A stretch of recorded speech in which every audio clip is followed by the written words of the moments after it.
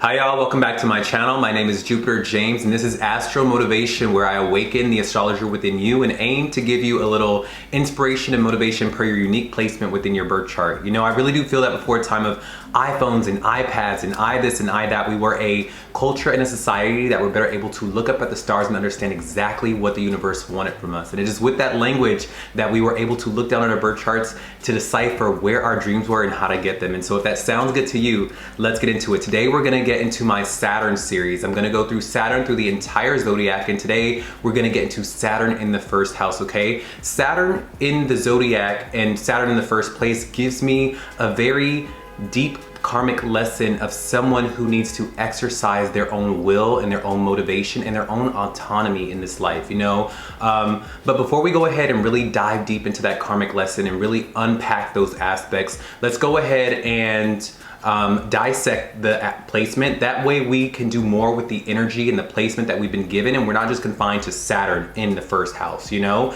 That way when we see Saturn in someone else's birth chart or our birth charts, we can go, okay, JupiterJames says Saturn did this. And when we see first house, we can go, okay, first house means this. I remember JupiterJames said first house meant that. And that way, when these different aspects come up in different places of the birth chart, we can make the combinations into an interpretation of our own. And that way we don't have to rely on others. You get what I'm saying? This is how we awaken the astrologer within ourselves, and this is how we learn the language, okay? So for me, as a predictive astrologer, Saturn in the birth chart is always gonna indicate what this soul is here to learn on the planet. You know, each of us on this karmic wheel that we are in this life that we've been given, we are technically in Earth school. You know, we're not just living to make money and have kids and get resources and eat and then sleep and then, you know, like this life that we are living, it's to cultivate our souls, it's to acquire and accumulate things within our personality.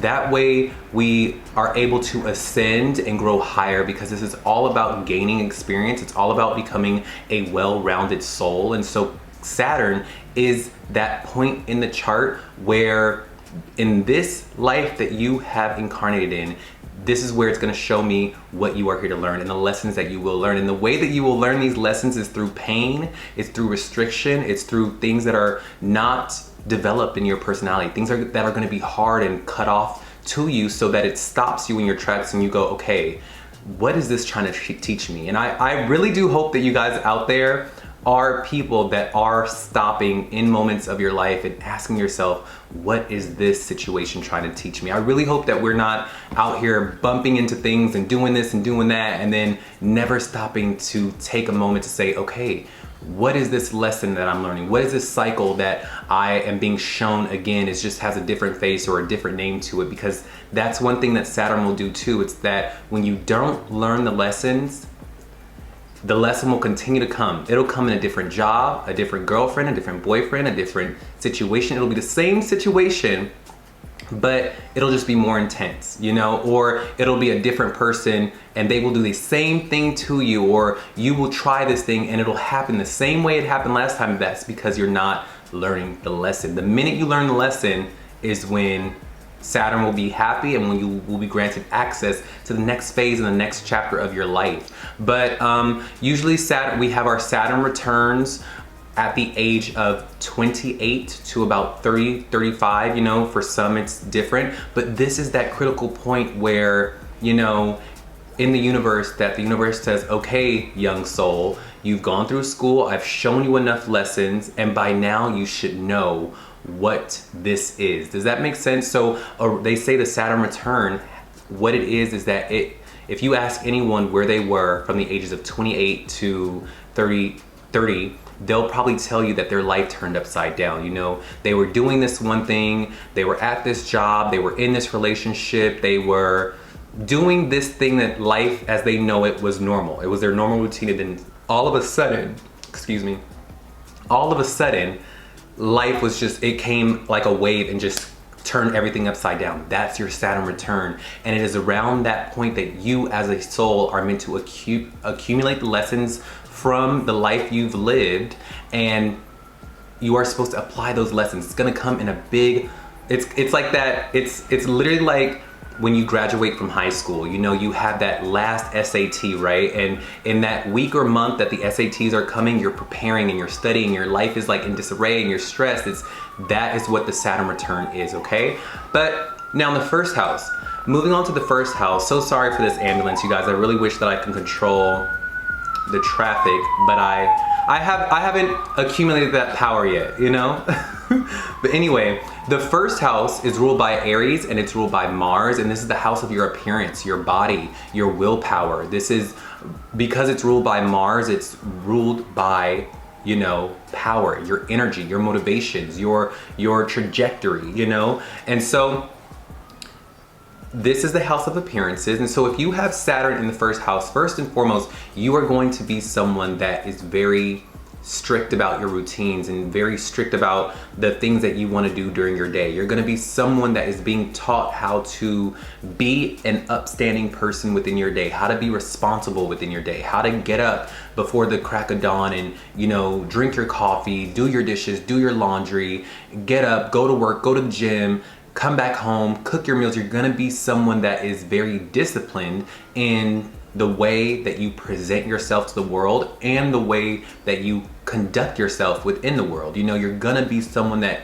is very responsible. You may be very mature for your age. You may have a very slender appearance or something to do with your teeth. You're gonna have very healthy bones, very healthy teeth. You might be a little skinny, but more importantly, your personality is gonna be very like, I need to do this, I need to do that, right? So the funny thing about this though is that with Saturn here in the first house, although you will be learning lessons on how to take your will and take your Aries power, your Aries first house power, even though you may not have Aries in your first house, I'm speaking more of the original ruler of the birth chart, which is Aries in the first house, okay? So remember that. When I speak of Aries, when I speak of Mars, I'm not talking about Mars or Aries specifically as in your chart, in your natal birth chart, but this is the undercurrent energy, okay? When Saturn goes into the first house, it's going to test your will, okay? It's going to test your willpower. It's gonna test the Martian energy within you, and it's gonna make you feel that sometimes, although you are disciplined and you are learning to be disciplined, sometimes you're gonna feel like you may not have the energy. You could have a lupus or a bone degenerative disease that debilitates you from acting on your will or acting on your willpower. You know, you could be someone that has big dreams for yourself or admires people that are able to assert their will on their life and in the universe and in the world, but you for some reason are not able to do that. Whether that be a fear of yours, maybe that is something that when you grew up, someone discouraged you from acting on your will and asserting your power and asserting your strength.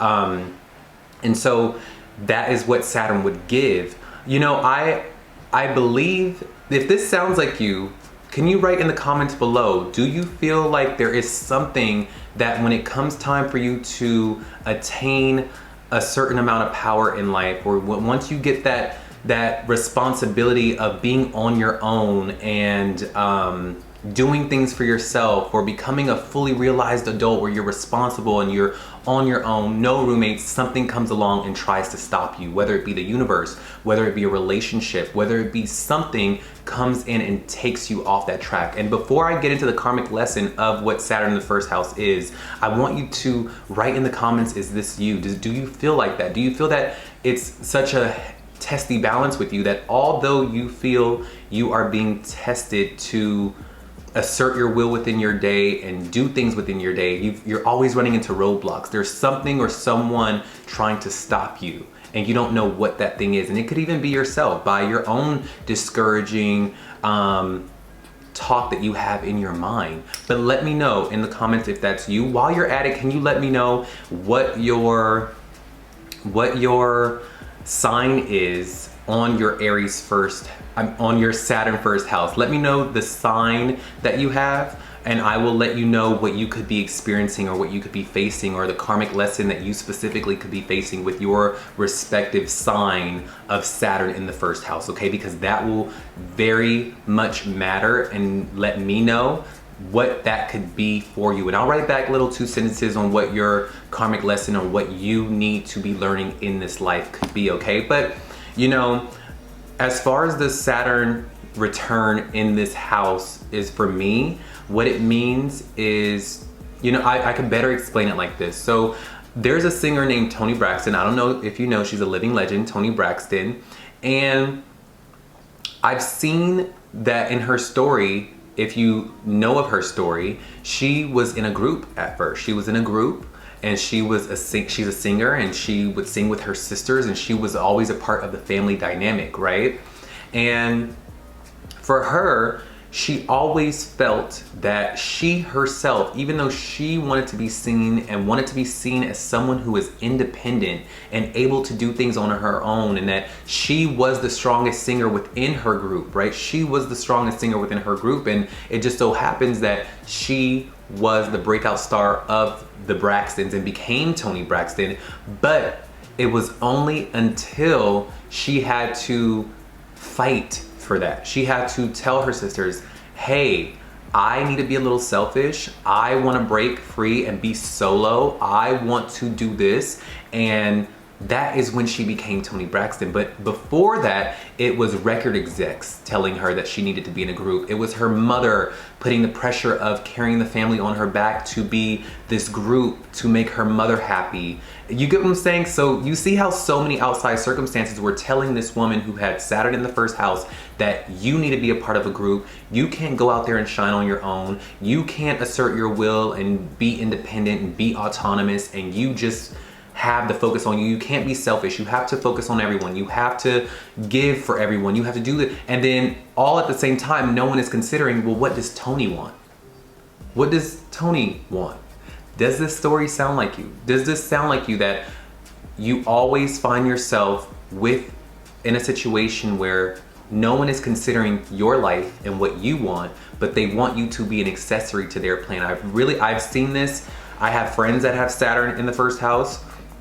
And it seems to me that although they attract people who have that autonomy, they attract very powerful people who are a little selfish. You might have that as well. You might attract older people who have claimed autonomy and who you see around you who have this name and fame or this sense of confidence about them that they don't need anyone, right? You may attract that with this placement, and you might, if you open your eyes, be able to learn from them and say, wow, or you may admire them as well. You may say, wow, like, I wonder how that person is just so able to just be themselves and no one is telling them to not do what they know they are meant to do, or they're not removing them and taking them from their lives. For example, I have a friend who has Saturn in the first house, and every relationship that he gets into, he finds that the person that he's with always wants to uproot his life, and without a conversation or without any type of negotiation or compromise, he finds that he gets into these relationships that the partner just wants him to be an accessory to their plans and their career and their life mission and what they have to do. He finds that they tell him to come in and move with him, but what about his apartment? What about his goals and dreams? What about his life? What about, you know, and although the offer may seem fun and glamorous and awesome, he's still sacrificing what he wants to do in his life in exchange for a relationship.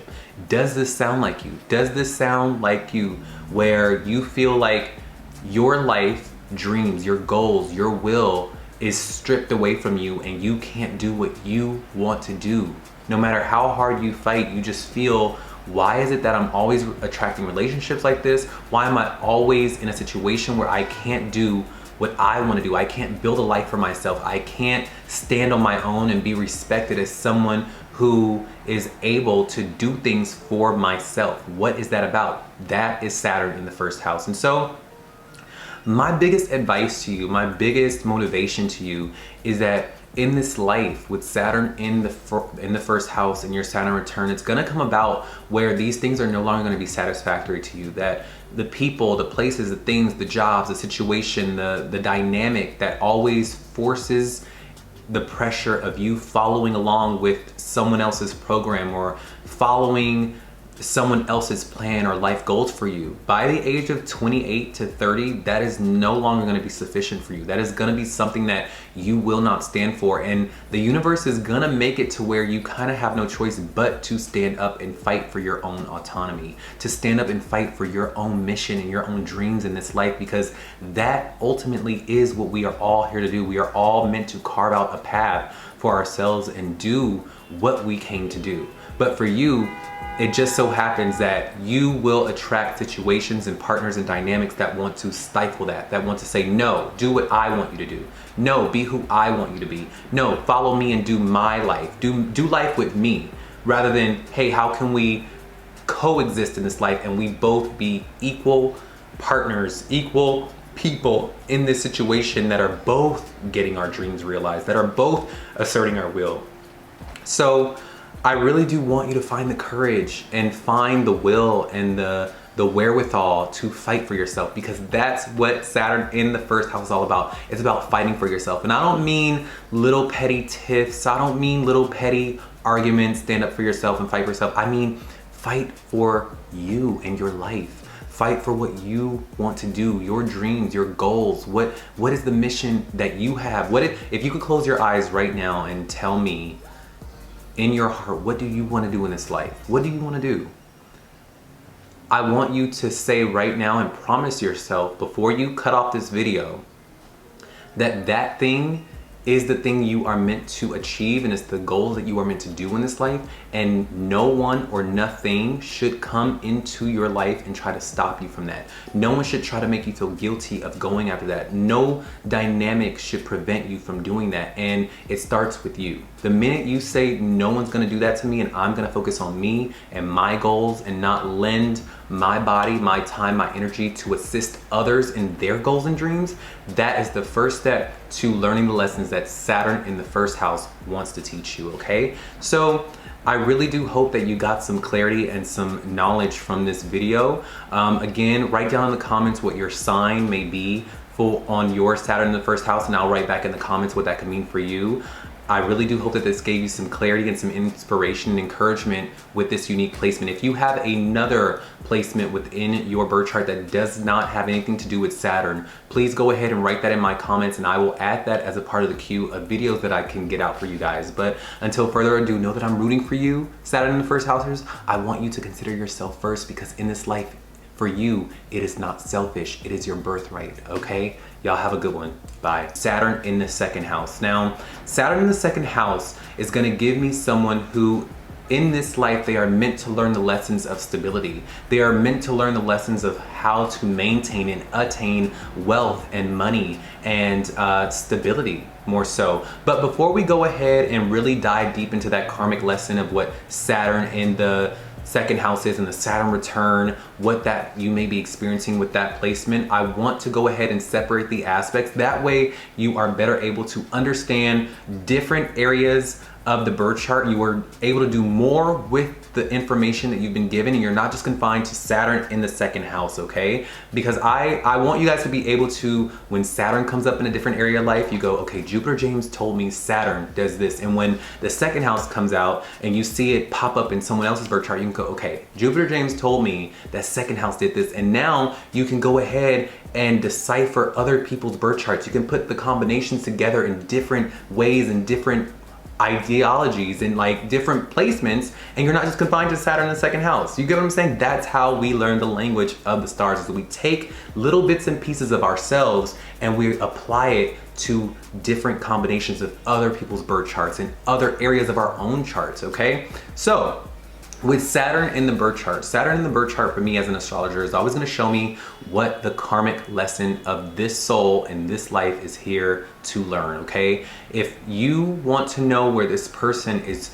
always dealt lessons, if you want to know where you are always being doled lessons by pain and restriction and something that is blocked off to you because it's an area of life that is hard for you, because this is where you are learning your life's lesson, this is where that is in the birth chart. You know, we are in Earth school down here on the planet. Little do you know that it's not all about working and going to college and getting the white picket fence and eating and love and all. Yes, that is the perks of what we get to do here on the planet. But what we are really here to do is to cultivate and integrate things that are a part of our souls that we have not encountered yet. That way, when we do hop off the karmic wheel and we float back up into the ethers, we have something to offer. We are more well-rounded because we are just here to learn. We are little feelers of the all that is, to learn about ourselves and learn about what the human experiences is. And that way, when we take it back, it knows what it is. You get what I'm saying? So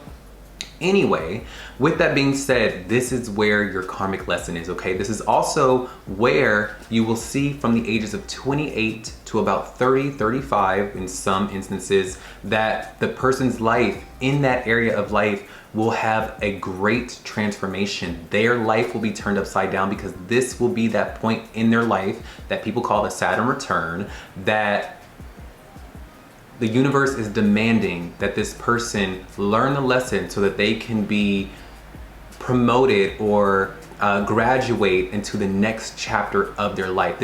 They really do say that, you know, when you hit 30, that is when you become who you are meant to be. That is when the cerebral cortex is fully developed. That's when who you are is fully developed. I know they want to say that it's 21. I know some people say 18, but it is really when you are 30 that you become a fully realized, a fully embodied person. And so before that point happens, Saturn is there to make sure that you deserve the title of being 30, that you really seep in the lessons of who you are and how you are meant to walk in the universe with the lesson that you acquire in that area of your life, okay? And that is Saturn, all right?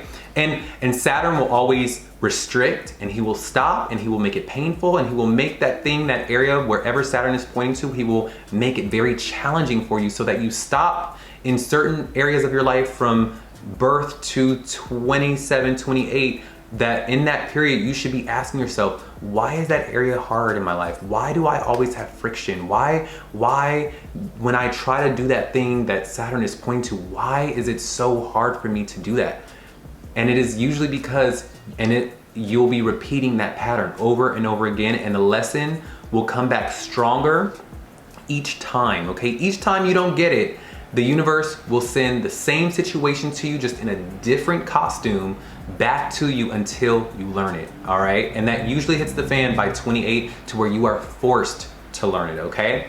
Now, moving on to the second house. What does the second house mean? The second house is ruled by Venus, and it's ruled by Taurus, all right? And no matter what sign your respective second house may be in, know that the default out of the packaging birth chart is going to be ruled by Taurus and Venus. And Taurus and Venus in the second house rules money, it rules wealth, it rules stability, okay? This is the house where I like to see where your values are, and what were the values of your parents and the household and the family that you were birthed from. You know, we are all standing on the foundations of our parents and what they taught us. Believe it or not, whether for good, whether for bad, whether you deviated from their teachings, it does not matter. The second house is going to show me what matters to you in this life, what truly matters to you in this life, and how you will make your money, all right? And that is what the second house is going to show me.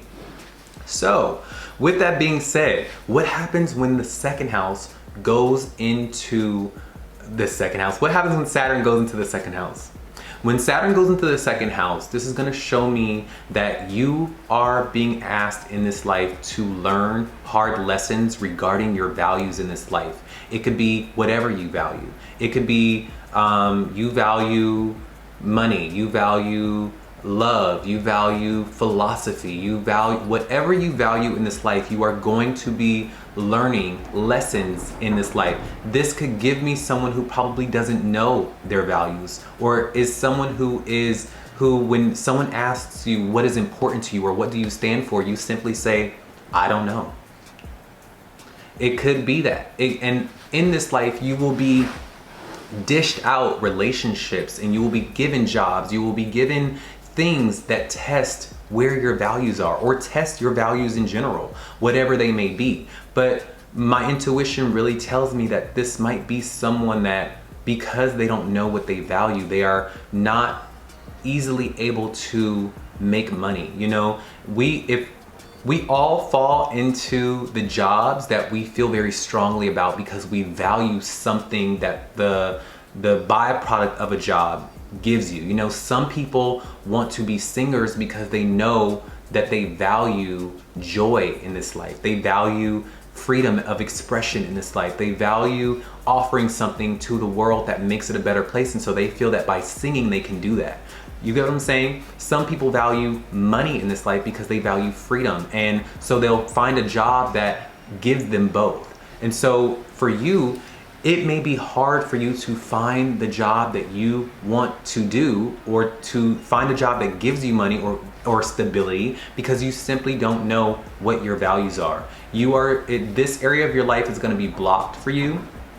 And this also gives me someone who may have struggled with poverty growing up. This could be someone who did not come from a background of a family that had money or had a lot of resources, that, you know, your foundation that you look back on and you say, you know, my family, we really struggled. We didn't have a lot of money. And that could be a value in and of itself, that maybe you value money because you never want to be in that situation again. But wherever Saturn is, it blocks it and delays it only for a moment, only for a time, until you learn the lesson, or until and once you learn the lesson, you will become adept in this area. You know, this could make for someone who, once they learn the lesson in this area that regards their values, this could be the people that go out and teach great values to other people. This could be people who could value money and be able to teach others about money. This could be people who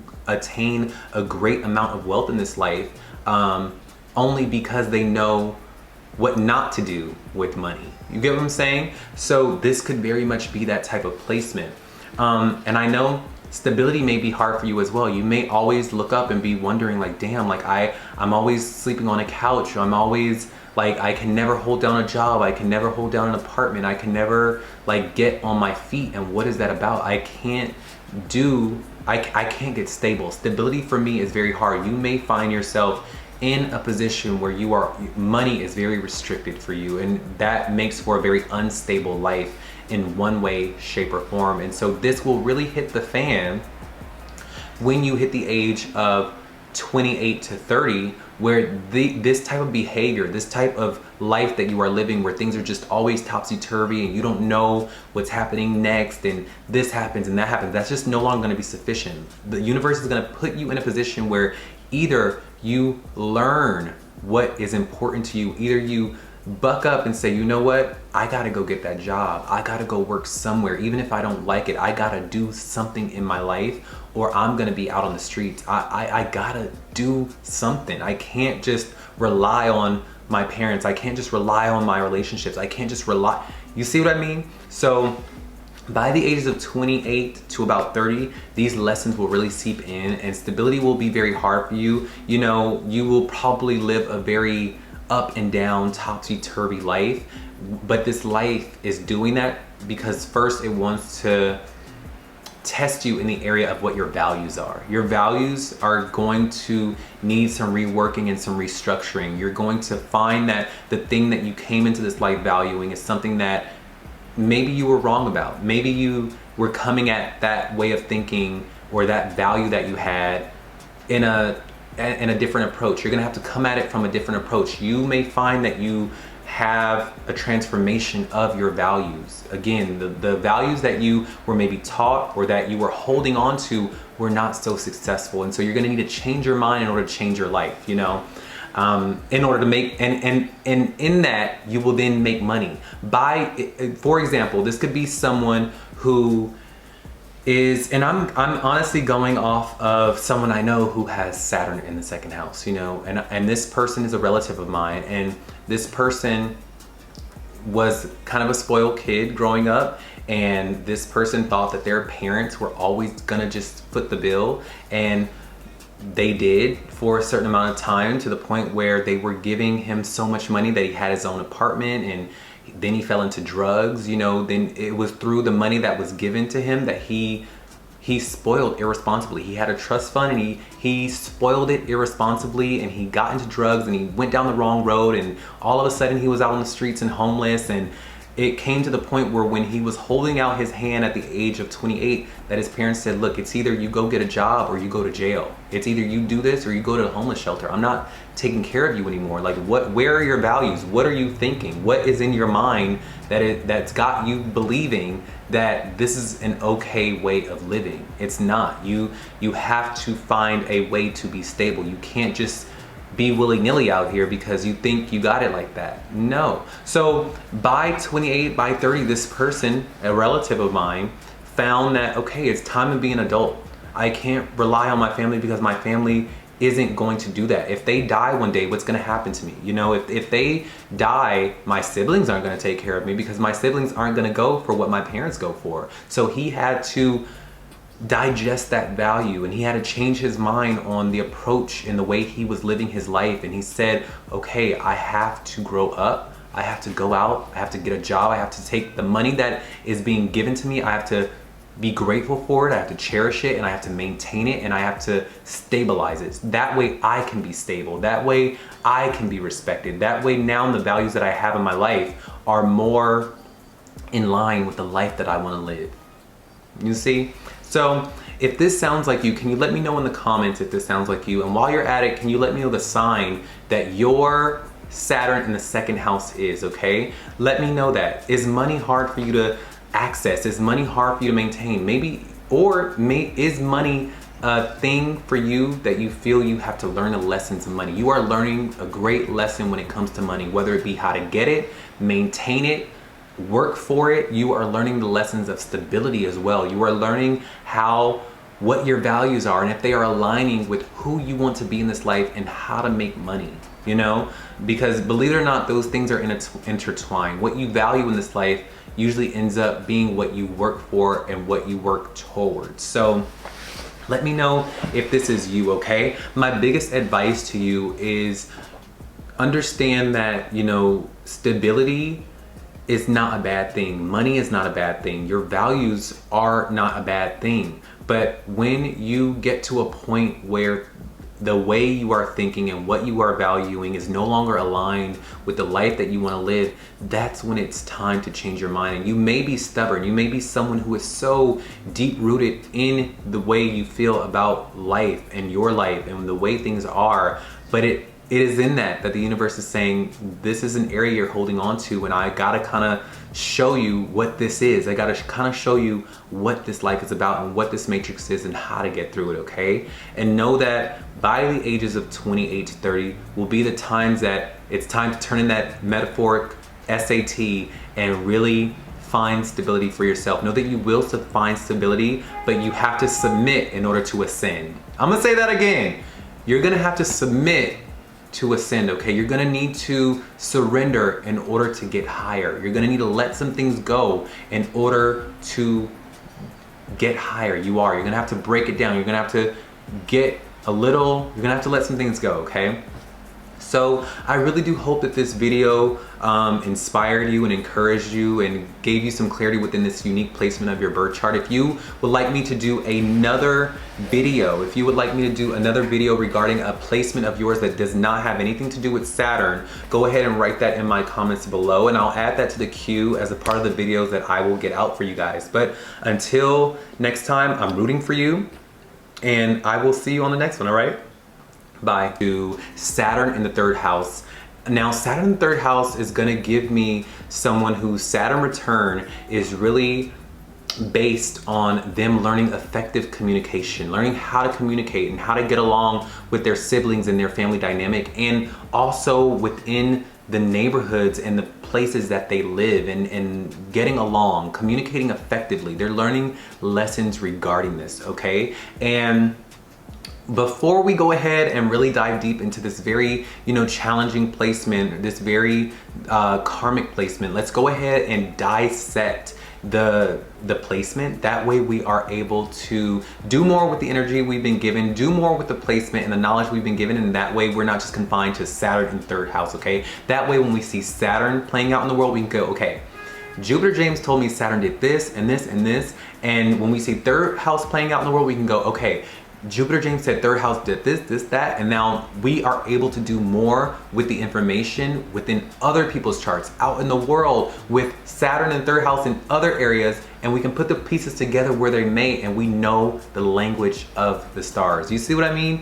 That's the only way we do it. Now, Saturn in the birth chart for me as an astrologer is always going to show me what this soul is here to learn in this life. If I want to know what this soul's lesson is in this life, or where this person is having the most problems and the most friction in this life so that they learn, so that they get better, I look for Saturn. What is your biggest karmic lesson? What is the thing that you are meant to learn in this life? That's where Saturn is.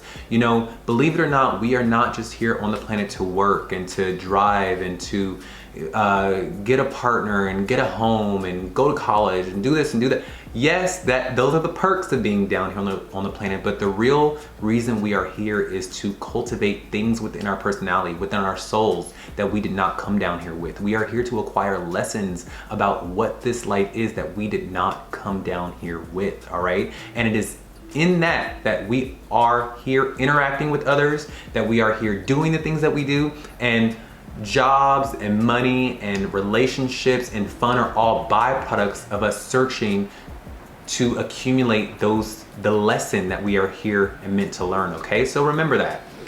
This is a big earth school, all right? Now, with Saturn is always gonna restrict because it wants you to become a master in this area. Ultimately, when you do learn the lessons of wherever Saturn is pointing to, it wants you to it'll open the doors once you learn the lesson. You know, this will be that area that you become a master in, that you ultimately are not so afraid of anymore once you learn the lessons, because it is in the pain, in the struggle, in the restriction, that once you learn it, you know what not to do. You know how to be effective because you know what it feels like to be ineffective in that area, okay? So with that being said, moving, and this lesson will really hit the fan when you turn 28 to around 30, and in some cases to 35, okay? And this will be that metaphoric SAT that you need to turn into the universe to show the universe that you are learning. And usually, more times than not, that last lesson will be the hardest lesson that kind of forces you to really perfect that area of your life, to really finally, once and for all, really understand what that area of your life is trying to teach you. Because if you don't, you can't go further. Does that make sense? If you don't learn that lesson, it's almost as if you can't take your life further unless you learn that lesson in your life, you know? At that time, at around 28 to 30, all right? Unless you learn that lesson around that time in your life, when that last boss, when that last, you know, lesson comes, when that SAT needs to be turned in, unless you turn it in and you pass it and learn that lesson, you can't graduate into a healthy 30-year-old, a healthy person with that lesson being acquired, okay? Now, third house. The third house is ruled by Gemini. Now, no matter what your respective sign on your third house may be, know that the default out of the packaging birth chart is always going to be ruled by Mercury and Gemini in the third house, all right? And what those things mean and are regarding are themes of your mind, your mental faculties, your communication faculties. It is also showing what your immediate surroundings are, where when you walk outside of your apartment and you interact with your neighborhood, your grocery store, your bodega, your Starbucks, the locality of where you live is your third house. It's the local places that you frequent on a day-to-day basis. It's the neighbors, the people around you, understand? So and it regards you communicating with those people. It regards your siblings, all right? Also your sibling, your who you are in the family dynamic as opposed to you amongst your siblings, all right? Who were you? Usually the third house shows me, whatever the sign that it's in, shows me how your siblings see you. What is the role you play within your sibling dynamic, all right? Your sign will show me that you're that type of sibling. You're this sibling. You're the quirky sibling. You're the spiritual sibling. You're the creative sibling. That's what the third house will show me, all right? Now, what happens when we throw Saturn into the third house? Saturn in the third house is going to be a difficult placement because for you, it's going to restrict your communication forces, all right? It's gonna seem like when you come down to saying whatever needs to be said, it's blocked. Maybe people don't receive what you say. Maybe people don't like what you say. Maybe when you do try to express yourself or say what's on your mind, maybe you get rejected or people don't want to hear what you have to say. For some reason, you're always getting shut down in your communication. And it could be because of the way you are communicating. It could be because maybe you are communicating with the wrong people. Maybe you are congregating and hanging around the wrong people who don't want to receive you or don't know how to receive you, okay? It's gonna make for someone who feels like they just can't speak up for whatever reason, all right? Now with Saturn in the third house, this gives me the energy of older sibling energy, all right? You may be the oldest sibling, or you may be the sibling that has a lot of authority or power within your sibling dynamic, all right? You could be the sibling that has a lot of responsibility towards your siblings. Maybe for some reason you are the eldest child and the mother's like, all right, I want you to make sure you pick up your younger siblings on your way to from school. Pick them up, go get them, like that. You could be the sibling that has a very stressed relationship with your other siblings, okay? For whatever reason. It could be that, you know, you guys disagree a lot. Maybe you guys don't like each other. There's a lot of karmic lessons when it comes to communicating with your siblings. For some reason, you and your siblings don't get along. There's a lot of unspoken tension, a lot of things that karmically you guys need to work out and that you need to talk about, you need to express. Otherwise, there's always some friction. There's always something going on. You just know that there's this undercurrent restrictive force that is stopping you when it comes to your siblings, okay? So does this sound like you? Does this sound like you? Also, when it comes to Saturn in the third house, this could also be someone that, you know, you are not able to travel far away from home. For some reason, traveling far away from home is something you are not able to do, cannot do, don't want to do. Anytime that you maybe want to, you can't travel too far away from home. I would even make the wager that you probably do not live more than 500 miles away from your hometown. This gives me that energy. If you are someone that wants to travel or live abroad, it's just not, it's gonna be very hard for you to do that, to live somewhere far away from your hometown. And you can usually gauge that by wherever your parents live. You don't live too far away from your parents. You don't. You will almost not be able to for whatever reason, okay? Something will go wrong, something will go awry. It's almost like you can't even get out of your own neighborhood. This gives me the energy of someone who lives with their parents until the age of 30. You know, they live with their parents way past the appropriate age that they should be. But I do know that this is gonna really tie up your communication forces. It's gonna make so that your neighborhood that you live in, maybe you have a lot of problems with the people that are around you. Maybe you get into arguments at the grocery store. Maybe you get into arguments with people at the coffee shop. Maybe just like commuting around your neighborhood is very hard. But I do know that what I do know, like I know, is that communicating is the area of life that you really need to work on. And it is through that all the other things that I've named will play out for the better, okay? It'll be that when you learn how to communicate and say what needs to be said in maybe a more eloquent fashion, or in some cases, standing up for yourself in a more domineering fashion. You know, this will vary, but I do know that there are lessons in your life that are telling you, hey, you need to find a more effective way to communicate with the people around you, with your siblings, with whenever you go out, whenever you talk to someone, you need to learn a better way of communicating. Maybe you need to be more honest. Maybe you need to be more sharp. Maybe you need to be quicker. Maybe you need to be less quick. Maybe you need to be less sharp. It can play out in different ways, but I do know communication, when it happens, it's like something's happening that you don't want to happen. If this sounds like you, let me know in my comments below. Do you feel that the relationship with you and your parents you and your siblings are very stressed? For some reason, you don't get along with your siblings. Maybe every apartment complex you move into, there's something that happens between you and the neighbors. Maybe there's something that when you go to the grocery store or when you go too far away from home, something happens, like something knocks you back into your lane where it's like, damn, I can't travel, I can't go abroad. I can't move away from home. For some reason, I can't move. Is that you? Let me know in the comments below. And while you're at it, can you let me know the sign that your third house has in it with the Saturn? And I will let you know what you could be experiencing with that placement, all right? I'll write back 2 little sentences on what your Saturn return could mean for you. Now, getting into the Saturn return, this is gonna be that time from 28 to 30 that if you do not, you're gonna need to learn how to communicate. You're gonna need to learn how to communicate effectively.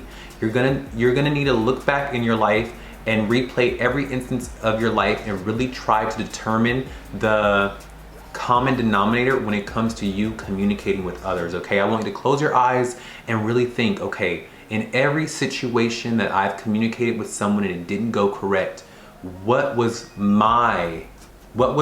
if you could step outside of your shoes, right, and see you head on, talking to yourself in that instance, how would you receive it? What is it that you have said, the way you said it, gone about it, approached it, that did not come off in the way that needed to make for a very successful communicative moment? What is that? And that will be that thing that whatever comes out to you, whatever highlights to you, that's what you need to change. That's what you need to come at with a different approach. That's what you need to really fix. That's the thing that you need to fix and learn from. What is it? You know, for example, I have, you know, my mom has Saturn in the 3rd house, and she has a lot of trouble with her siblings, right? And since I was a kid, you know, we would go to my aunt's house, and when I tell you they would be sitting at the couch and they would be saying one thing but meaning another.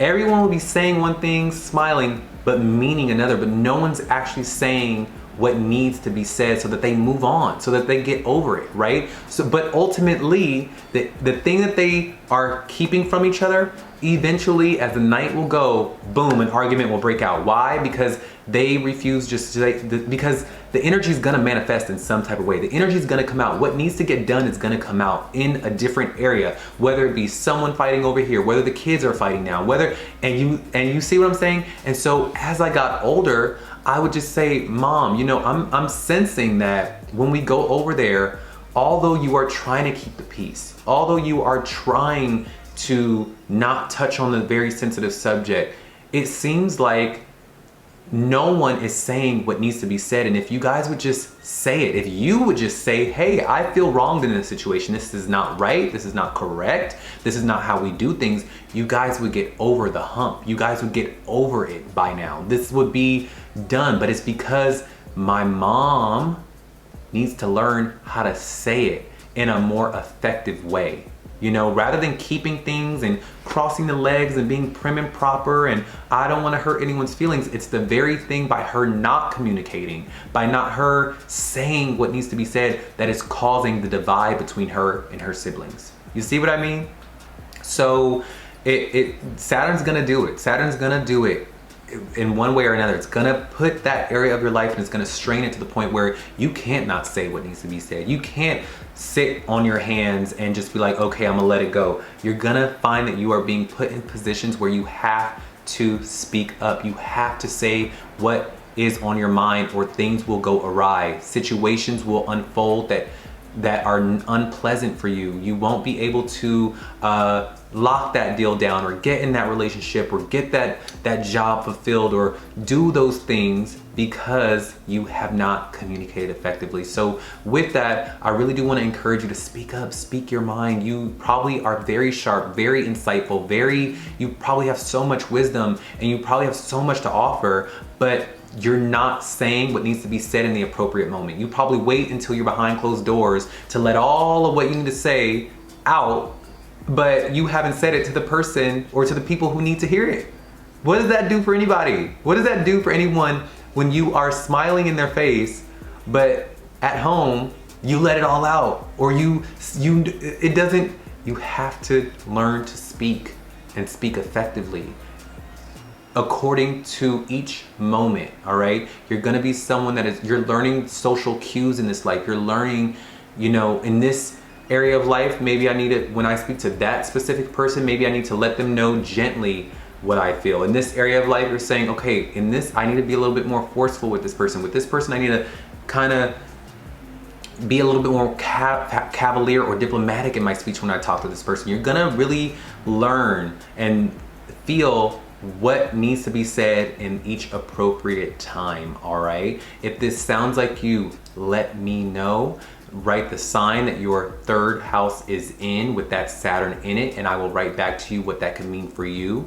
I really do hope that you gain some clarity and some insight and encouragement from this video. If you have a different placement that does not regard Saturn in your birth chart that you would like for me to cover, write it down in my comments and I will add that to the queue as a part of the videos that I will get out for you guys. But know that I am rooting for you. I am sending good vibes to your vocal cords. I'm sending good vibes and eloquent vibes to your communication forces. And I'm hoping that you, the surrounding people that you are around, and the people that you come in contact with receive your words in the best light, all right? And they receive you in the best light, because everyone deserves to be seen and to be heard, all right? And you're one of those. I love you, and I will see y'all in the next one, all right? Bye.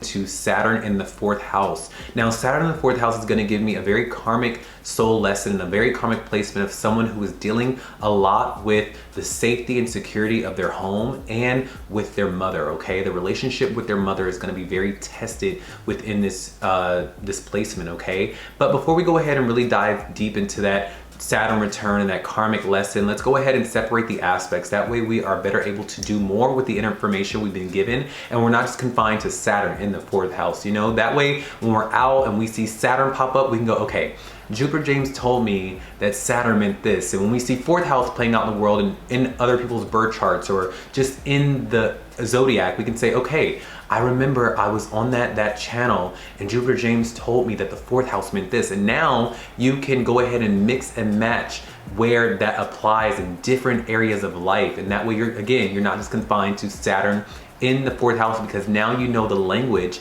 and how to apply it in different areas of life, all right? So with that being said, Saturn for me as an astrologer is always going to show me where the karmic lesson of a person is, okay? What is this person here on the planet to achieve and to understand and to cultivate and develop as a part of their personality? What was this soul here incarnated for? Now, this for me is also going to show me where this person will find friction, where this person finds restriction, and where this person finds this area of life, wherever Saturn is pointing to, very hard. It's very hard because Saturn is delaying it, restricting it, making it hard, because that's where Saturn is making all of the lessons come through, okay? This person is learning lessons, very tough, hard lessons in this area of life. And so usually Saturn will delay it, he'll block it, he'll restrict it, he will make it hard to access, hard to function, and hard to make successful, because by the ages of 28 to 30, it will be when that lesson comes to a head and where this person will really have to think back on their lives and say, okay, in this area of my life, what's going wrong here? What do I finally need to do? What do I finally need to say? What do I finally need to achieve? What do I finally need to express so that this lesson is learned and I acquire it as a part of my personality and a part of my soul, so that I get to the next chapter of my life? And usually Saturn will make it so that this person has no choice but to confront and face that part of their lives, or they cannot do or fully express or fully become who they are meant to become in this life, okay? So remember that. Remember that we're just not here on the planet to eat, drink, sleep, party, have fun, get a wife, get a husband, have kids, do this, do that. Yes, these are the fun things we get to do, but really we're here to learn that Saturn lesson, okay? We are here to cultivate that as a part of our personality and the reason that we are here on the planet. And it's when we acquire these lessons throughout lifetimes that we are able to pass our tests and ascend and go off of the karmic wheel. We're able to forego the karmic wheel and ascend to higher planes of existence. But with the third house is the fourth house is always going to regard Cancer and the moon, okay? Now, no matter what your fourth house sign may be, because that will be different for everybody, know that the default packaging, the default out of the packaging settings of a birth chart will always have Cancer and moon ruling the fourth house, okay? Now, when Cancer and moon ruling the fourth house, this is gonna show me how the vibe is between you and your mother. What is the flavor? What is the synergy? What is the relationship between you and your mother, okay? And the sign on that fourth house will usually tell me what the relationship is between you and your mother. What was the dynamic of your upbringing in your household? What was the atmosphere of your mother and the relationship she had with you, okay? So, and this, they also call the fourth house the IC. The IC is your Emilium Coeli, and that is your private life. It's who you are away from work. When you clock out of work and you go home and you lock your door into your apartment and you sit on your couch, what is the atmosphere of your home? What is the atmosphere of your private life when you are hanging out with friends and it's you away from work? Who are you away from work, okay? Now, with that being said, what happens when we take Saturn and we throw it into the fourth house? Automatically, this just gives me the impression that you are going to be someone who is learning a lot of lessons from your mother, whether it be a stress relationship with your mother, maybe your mother wants you to learn tough lessons, but I do know that the dynamic between you and your mother is gonna make an impression of you that is going to be it's gonna feel stressed, it's gonna feel a little topsy-turvy with your mother. Maybe your mother did something or said something or is someone that when she does what she does, although it means well, it may come off a certain way, or the relationship between your mother is stressed.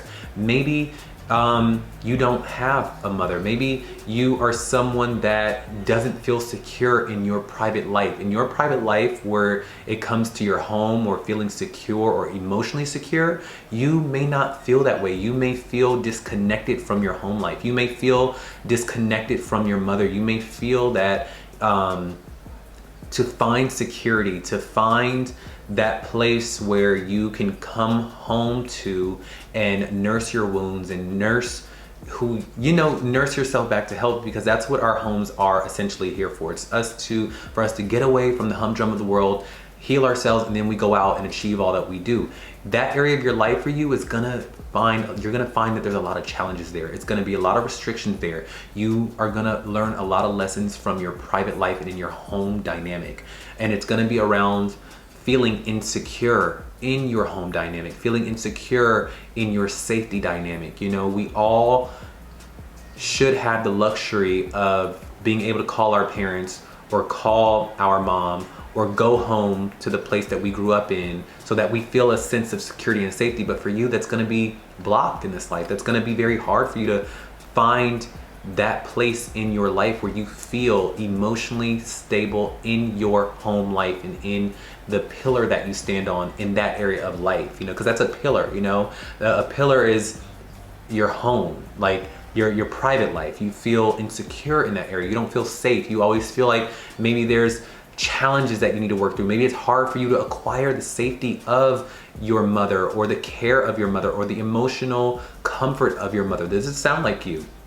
If this sounds like you, write in my comments below if this sounds like you. Do you feel like, you know, the relationship between you and your mother was really stressed? Maybe she was someone that you couldn't get along with, or just the relationship or her comfort. She didn't give you a lot of emotional comfort. She did not. She was not a very tender, loving mother. Maybe she was not present in the home. Maybe she just didn't have that capability within her for one reason or another. Does this sound like you? Are you also someone that feels like it's hard for you to acquire a home? It's hard for you to acquire an apartment. It's hard for you to find a stable position in your home life. It's hard for you to find your own apartment. It's hard for you to find your own safety net in your private life. Is this you? If this is you, let me know. And also write down in the comments what the sign is on your fourth house with Saturn in it, and I will let you know what that can mean for you, because this could be different for everyone, especially depending on that sign that you give me. So if you can let me know, I can let you know what you could be experiencing with your Saturn return in that fourth house with that sign. But with that being said, I will say that when you have a transit and Saturn comes back around to the 4th house, and if you are between the ages of 28 to 28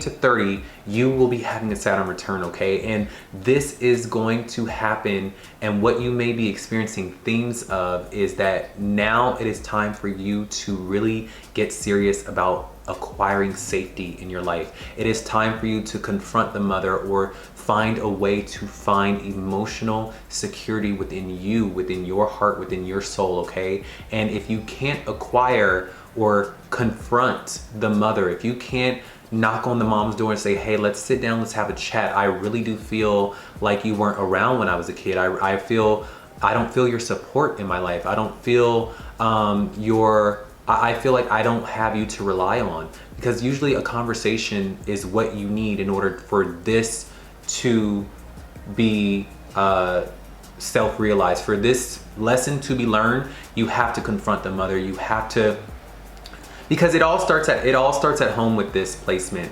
unfortunately. And if you don't attack the source, everything else it'll be a chain of events. You know, it'll be hard for you to lock down your own apartment, and it may be hard for you to feel secure being alone in your own apartment. You may be someone that doesn't want to be alone. You don't like being alone in your own private life because you didn't get enough emotional stability. You didn't get enough emotional stability growing up. So now in your adult life, being alone, you don't like it. You feel very like you were always someone that probably finds yourself, you have a lot of roommates. You like roommates. You don't mind it. You like it. You actually need it, because to be alone would be the scariest thing for you ever, because you've got Saturn in that 4th house in your IC, okay? But I do know it starts with a mother, and you're gonna have some lessons regarding this, lessons about being on your own and finding the emotional stability within yourself and the confidence within yourself to say, I am strong enough,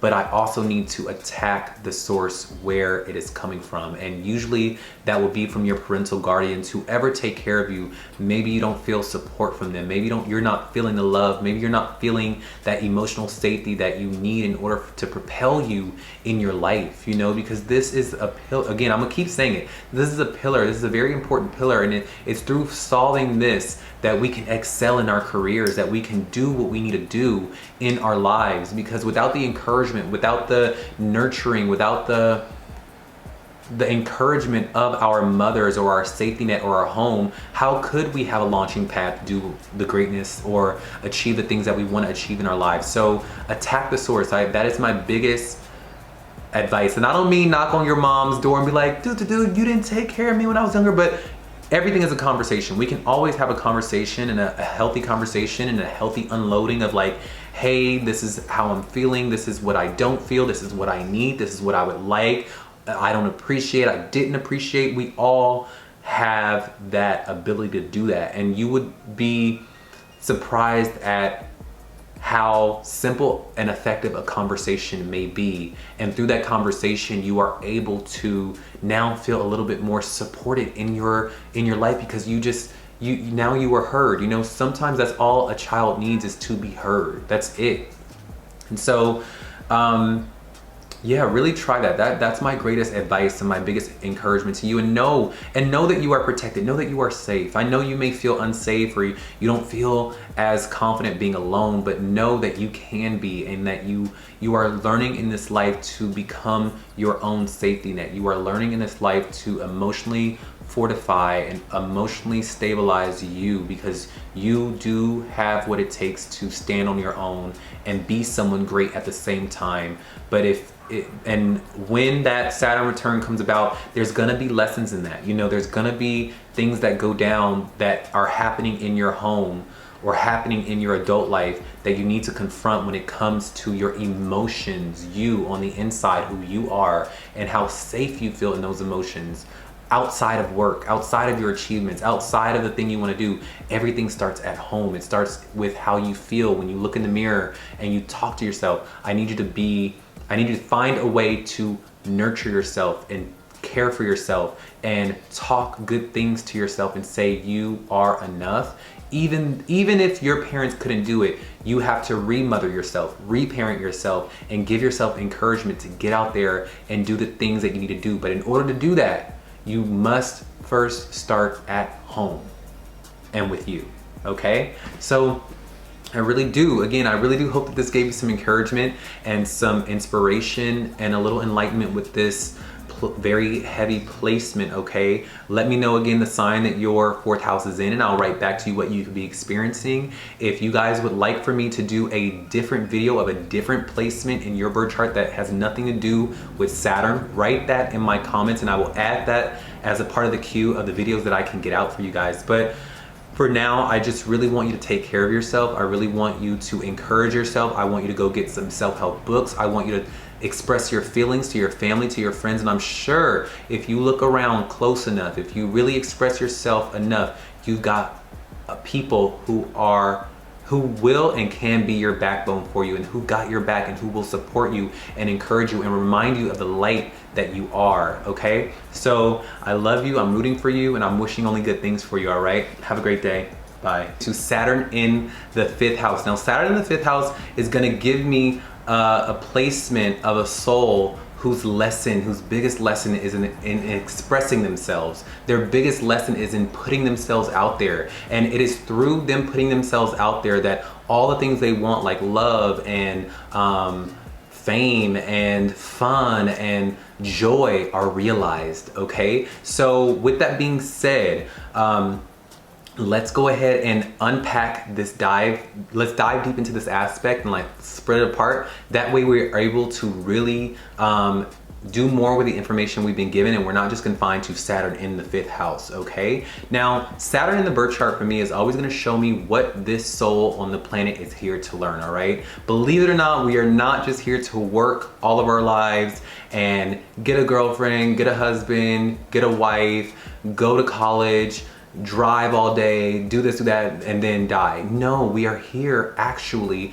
to learn lessons and to cultivate things within our personality that we did not come down here with. We are meant to leave the planet with a newfound sense of who we are, and what we are capable of. That way we are able to ascend to the next rung on the ladder. We are able to offer something to the universe that is something a little bit more, because this is the universe experiencing self, and it's to learn more of what this is about, and you are one of the stewards of that. And your soul is here to acquire certain things in your personality that you did not come down to the planet with, all right? And it is then and only then that you are able to pass your tests and move forward, all right, on the karmic wheel and in the all that is. But with Saturn, it shows me what you are here to learn, and through that, the way that Saturn will do it is Saturn will throw you the same lesson over and over and over and over again in a different situation, a different guy, but they'll be the same, but they'll just look different. It will have a different covering, and each lesson will get more and more intense until you learn it, until you confront it, until you approach it from a different angle, until you learn the lesson and say, okay, I need to approach this from a different way. I need to come at this from a different angle, because I remember last time when this and that happened, the same way that this is happening, I did it that way and it didn't work.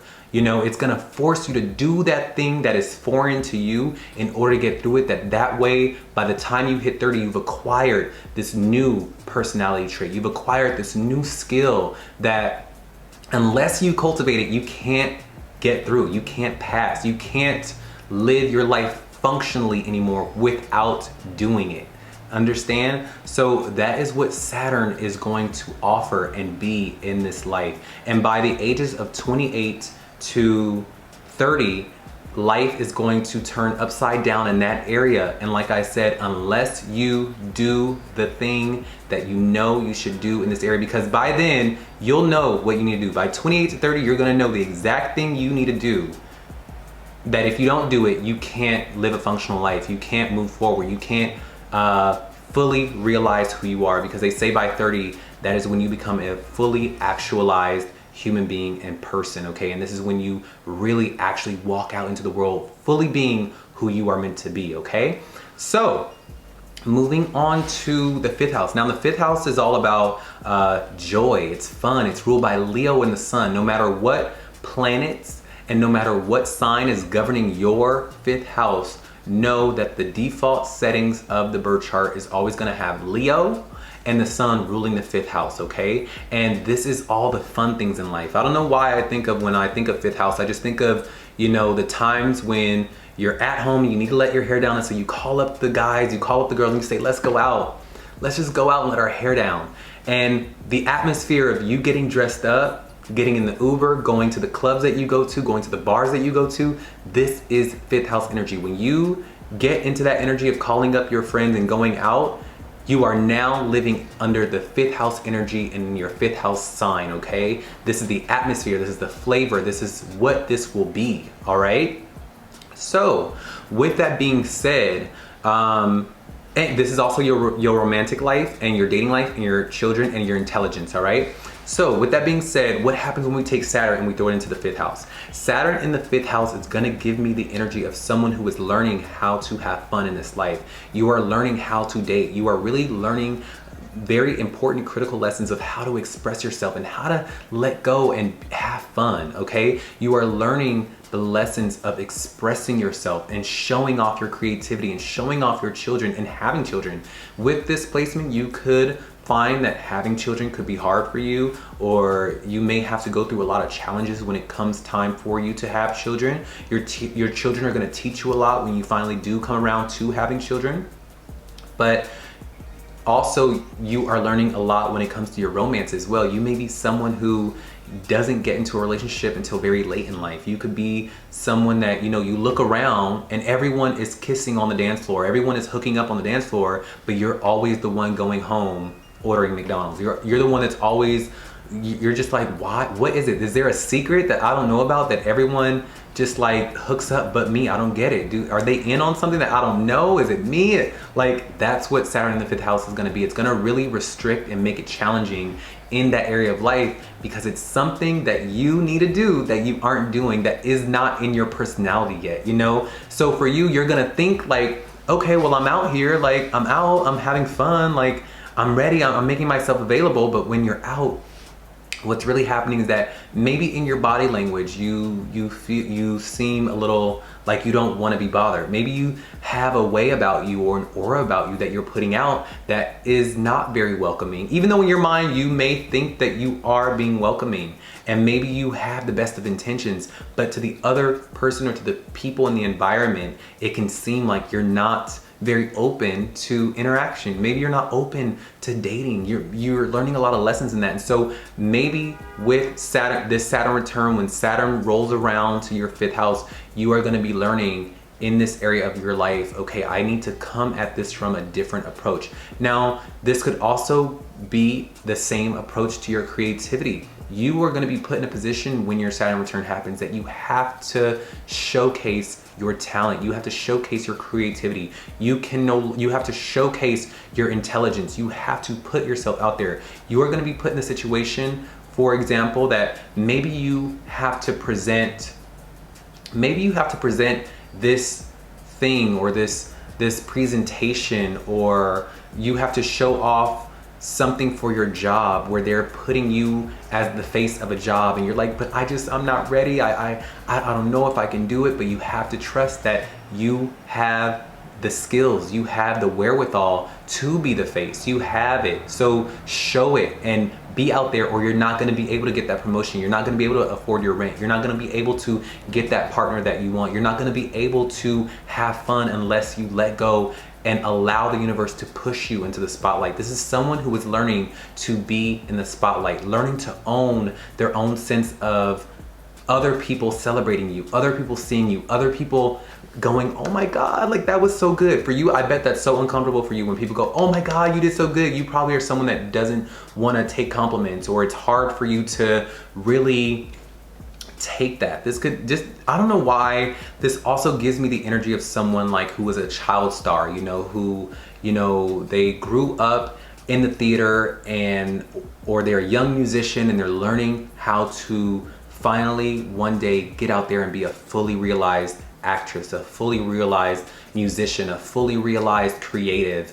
And that could be you. You could be someone who is learning the art of being yourself, of being out and being expressive. And you find that when you're on a date, when you are out, that unless you fully just be who you are, people don't respond. Unless you fully be who you are, you can't get that date. Unless you fully show what you are and the personality that you have. And I'm sure it's a beautiful personality. I'm sure you are so gifted in the arts. You are so creative. You are so smart. I'm sure you are, but for some reason you don't want to let that be shown. For some reason you find that you let others take the spotlight. You let others do it for you. But this is when Saturn rolls around to your 5th house, when that transit hits your 5th house, you're going to find that life is going to put you in a situation where you have to take the spotlight, where you have to showcase your talent, where you have to showcase your creative forces, where you have to showcase your intelligence, or life as you know it will not be able to progress forward, okay? And so I really encourage you to show yourself, don't be afraid, okay? You are so talented, you're so magnetic, you are so, you are a fun person, you are, you know, that's why your friends love you. But something in this area is really restricting you from that. Or something, whether it be other people could be restricting you from it and you allow it, whether it be you yourself just not wanting to do it. You just, oh, I don't need to show anybody anything. I'm just be modest, I'm gonna be humble. No. Saturn wants you to be a star in this life. Saturn wants you to get used to being in the spotlight, but it's gonna make it hard because it is only through friction, through pain, that we say, okay, enough is enough, you know? If this sounds like you, can you let me know in the comments below if this sounds like you? Are you someone that struggles with being in the spotlight? Are you someone that is learning the art of being in the spotlight, of showcasing your talents, gifts, and abilities? Is this you, okay? Let me know, and while you're at it, let me know the sign that your 5th house is in with the Saturn, all right? And I will write back what your Saturn return could be for you and what the lessons you are here to learn could be for you, okay? I'll write that back to you. But really, I really do encourage you to allow others to hype you up big, allow others to cheer you on, allow others to see you, because it is in others seeing you that you're gonna be able to progress in this world. And I would really make the wager these are my musicians, these are my actors, these are my celebrities, these are my people that are really going to be a force to be reckoned with in that field of life, in the creative areas of life. These are the people that are gonna be powerhouses, but it's gonna take some learning lessons, you know, it's gonna take some growing pains, and Saturn is one of those growing pains that it's gonna make things hard and it's gonna restrict a lot of things. That way you fight against it, and you fight against yourself, you fight against that part in you that would rather not, that would let other people do it, that would just take the back seat. It's gonna force you in the front row position. It's gonna force you in the passenger seat and out on the stage to do the thing that you need to do, because you are meant to be in the spotlight. And it's when you fight against that thing in you that doesn't want to be that you will get all the things that you want in life. You will receive joy, you will receive love, you will receive fame, you will receive you will receive the good, fun things in life, you know? So this is a very beautiful placement. This is a very cool placement, to be honest. Like, this is one of the easier Saturn return placements, because really the lesson is to just be yourself, to have fun, okay? Like, let your hair down, it's okay. Be willy-nilly, be free, let your freak flag fly. That you have one of the, I don't want to say easier, because nothing's easier. What I will say is that you have one of the more fun placements, where it's like, the universe just wants you to be a star. That's all it wants from you. It wants you to take up your mantle and say, here I am, world, this is me. You know, and through that, I promise you, people will eat it up. They will eat it up. Whatever you have, they will eat it up, because you have it, okay? And you just have to trust yourself enough to say, I have it, I'm ready, okay? You are the only one holding you back. So I really do hope that this gave you some inspiration and encouragement with this unique placement within your birth chart. Know that I'm rooting for you. Know that I know that you have what it takes, okay? And I'm just here being another reinforcing voice, another reinforcing force in the universe to let you know that you have exactly what it takes to really fully realize the life that you want to live, all right? And this is one of those key areas that if you do it, you will live it, all right? But if you would love for me to do a different video on a different placement within your birth chart that has nothing to do with Saturn, let me know in the comments below, and I will be sure to get that in the queue as a part of the videos that I will be getting out for you guys. But until then, know that I'm rooting for you. I see you, and I will catch y'all on the next video. Bye. Saturn in the 6th house. Now, Saturn in the 6th house is a very tough placement and a karmic lesson of someone who is here to learn how to hone in on their daily routines in their health and in their service and in their work, you know. But before we go ahead and really dive deep into that karmic placement, let's go ahead and separate the aspects. That way we can do more with the energy we've been given, and we can see Saturn play out in different areas of our lives and in the world, and our friends' charts and in other people's birth charts. And we can see the 6th house play out in the same way and go, okay, that's giving 6th house energy. JupiterJames said 6th house does this, and he also said that Saturn does that. And now you can take both of those separate things and put them in and apply them to other areas of life and other people's birth charts and in other ways, all right? That way we learn the language of the stars, all right? So, me as an astrologer, for me, Saturn is always gonna indicate and show me where the soul is here to learn. What is the karmic soul lesson of the person? And what they are going to be experiencing delays or blockages or restrictions in, because this is the area that the universe is teaching them in. This is the area that is hard for them in the beginning because it is developing a certain part of them that they did not come down here to the planet with. You know, believe it or not, we're not all just here to work and eat and sleep and then wake up and do it all over again. We are actually here to learn. We're here to cultivate a part of our personalities that we did not come here with. And when we leave better, we leave changed, we leave more evolved. That is the point of Saturn. And so Saturn is that point in the chart that, you know, you will become a master at it, but it will happen after a lot of trials and tribulations and after a lot of life lessons. You learn a lot of your life lessons in that area and regarding that theme wherever Saturn is placed, okay? And around the age of 28 to about 30, 35 in some instances, you will find that, you know, it is time to turn in that metaphorical SAT, you know, that metaphorical time where it is time to really learn that lesson. And if you ask anyone around that age from 28 to 30, their life turned upside down, and it was because it was time to really learn that lesson. And if they don't learn that lesson, they could not move forward with their lives in a progressive, healthy way, because this a part of that chart, the Saturn return, the lesson that you are meant to learn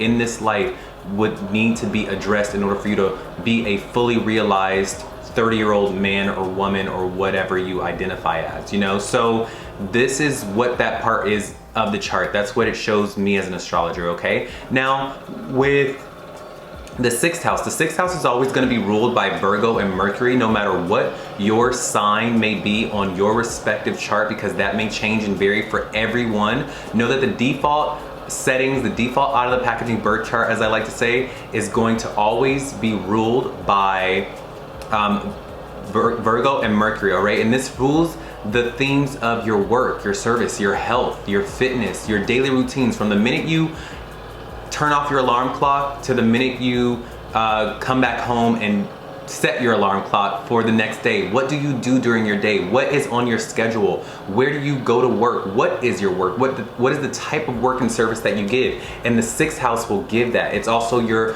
workouts, your diets, your health, your vitality. This is also as well the house of your enemies as well, but we won't really get into that because this is not really gonna regard that too much. But yeah, now with that being said, what happens when we throw Saturn into the 6th house? Now, Saturn in the 6th house is gonna give me someone whose daily schedule is a grind for them. You know, they are gonna be on the grind. They are gonna be probably someone that finds that their daily schedules and routines are very hard and very painstaking on the day basis, whether it be the type of industry they're in, whether it be the type of job that they're in. They are going to be working very, very hard, and you are probably also going to be someone whose health may be very sensitive. You may have a very sensitive health system. Like maybe you are chronically sick, where it's like, you know, on the outward it looks like you're fine, but you're maybe battling some type of sickness that you are having to deal with on a daily basis, you know?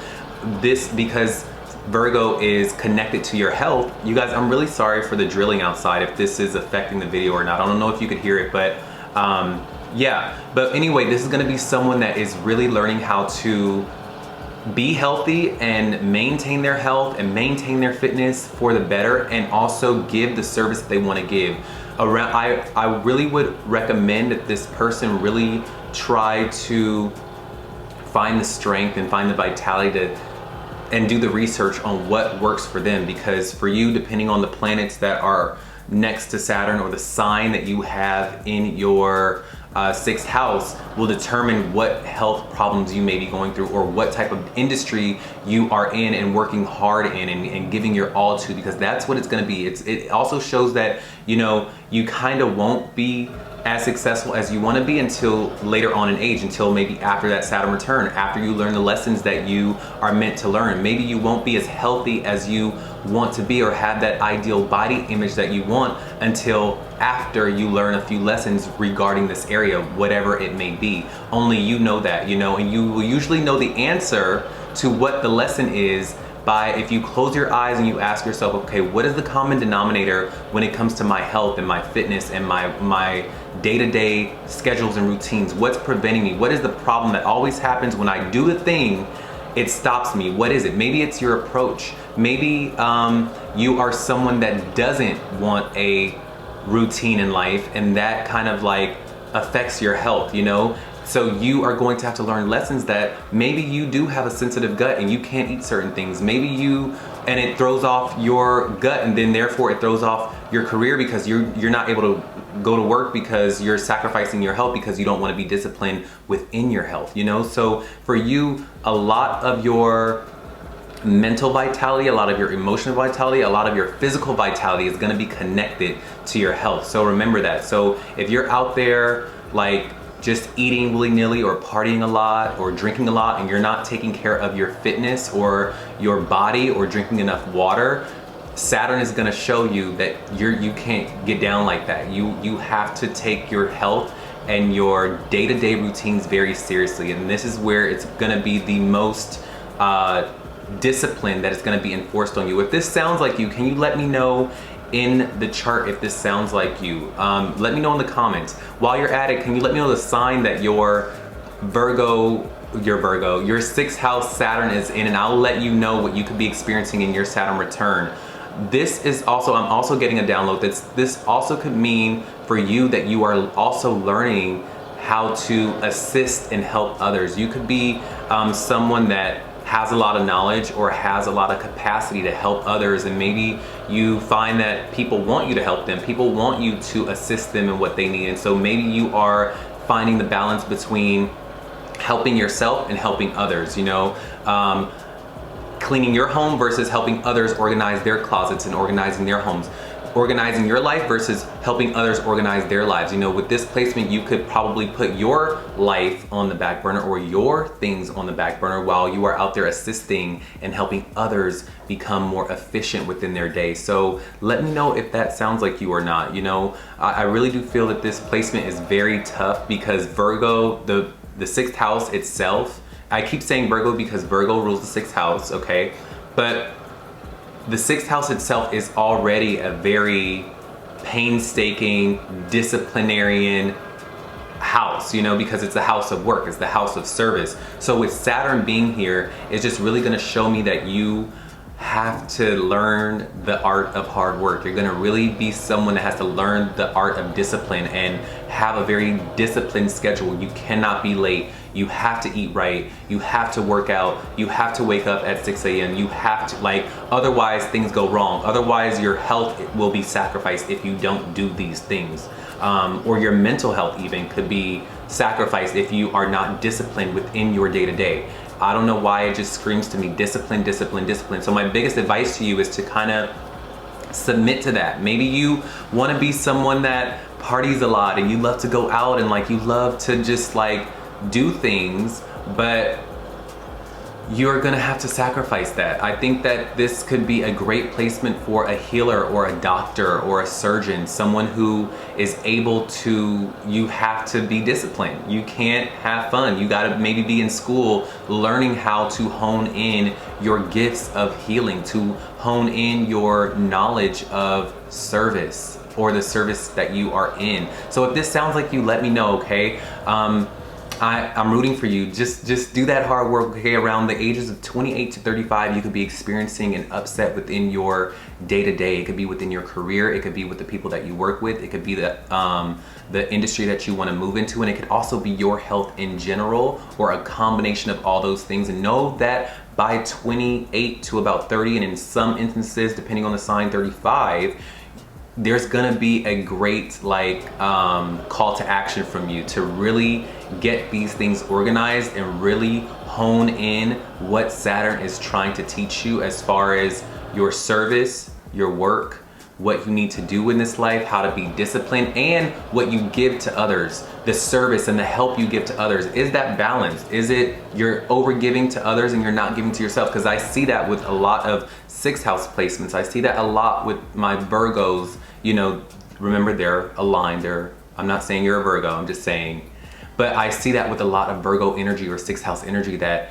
you know, they give a lot. You give, but then that may sacrifice your health. You could be a nurse, right? And you know how nurses have these grueling hours. They have these grueling hours, and then the nurses now need nurses. You know, the nurses now need nurses because they're sick and they're falling ill because their schedule is so grueling that now it is attacking their health. And what good are you to other people if by the schedules that you are trying to maintain and uphold are affecting you?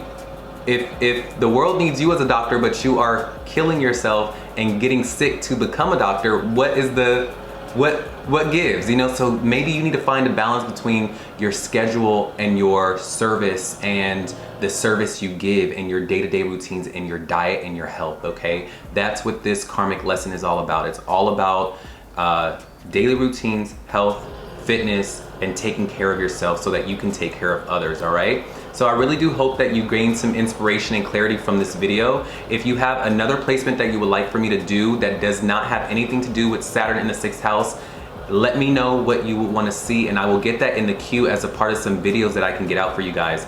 But I will see y'all on the next one, all right? Bye.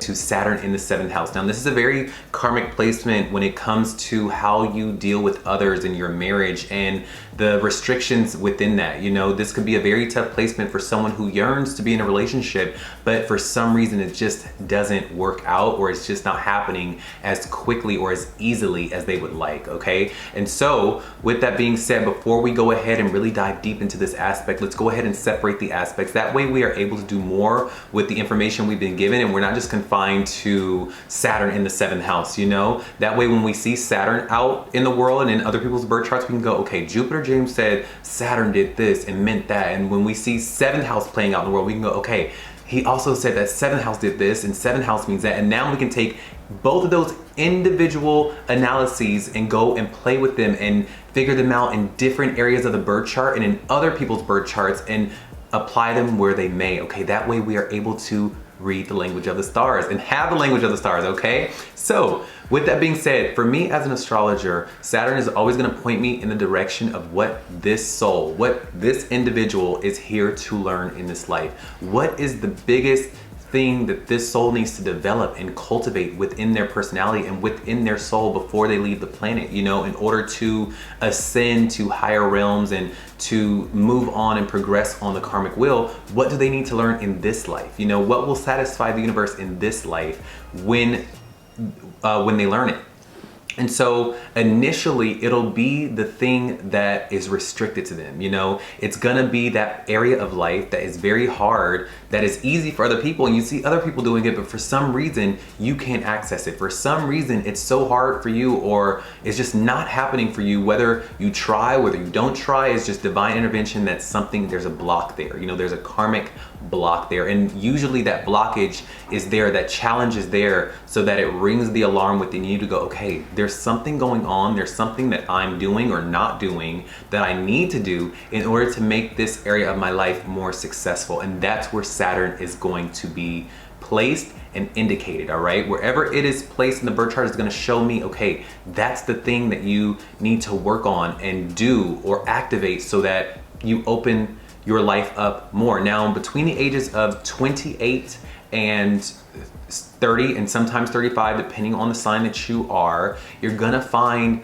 that that period of life is going to be like the great upset, the great, like everything just comes and hits you on the head, and you can't do or progress in life further in a healthy way, in a healthy manner, unless you address this area of your life. That is your Saturn return, is that it's like, it's gonna be like the great metaphorical SAT where it's time to turn in your lessons. It's time for you to learn the lessons of your life. And if you don't do it, you can't move further, okay? And so the seventh house is gonna always be ruled by Libra. It's always gonna be ruled by Venus because Venus rules Libra and Libra rules the sixth house. Now, no matter what your sign on your seventh house may be, know that Libra and Venus rules the seventh house because that is the default out of the packaging birth chart settings of the zodiac, okay? Libra rules the seventh house. And now, I always say it, but when I think of the seventh house, when I think of Libra, I always think about the handhold emoji like this. It's the partnership emoji. It is you interacting with others, you extending that olive branch. How do you interact with others is the seventh house. When you step out in public, what is the flavor and the atmosphere in which you interact with others? What is it? Does that make sense? So that the sign on the seventh house is going to show me that, and so will the planets will show me the atmosphere and the flavor and your attitude towards you relating to other people and how they relate with you, all right? So with that being said, what happens when we throw the planet of Saturn that wants you to learn all these lessons through and we put it into the seventh house? So first and foremost, you are going to be learning a lot of lessons through other people. You are gonna be given a lot of karmic relationships. You're gonna find that maybe you date a lot of people who are ultimately not the ones for you. You get a lot of people, you know how they say people come into your life for a reason and a season? You get a lot of people coming into your life for a reason and a season because they're just there for a lesson.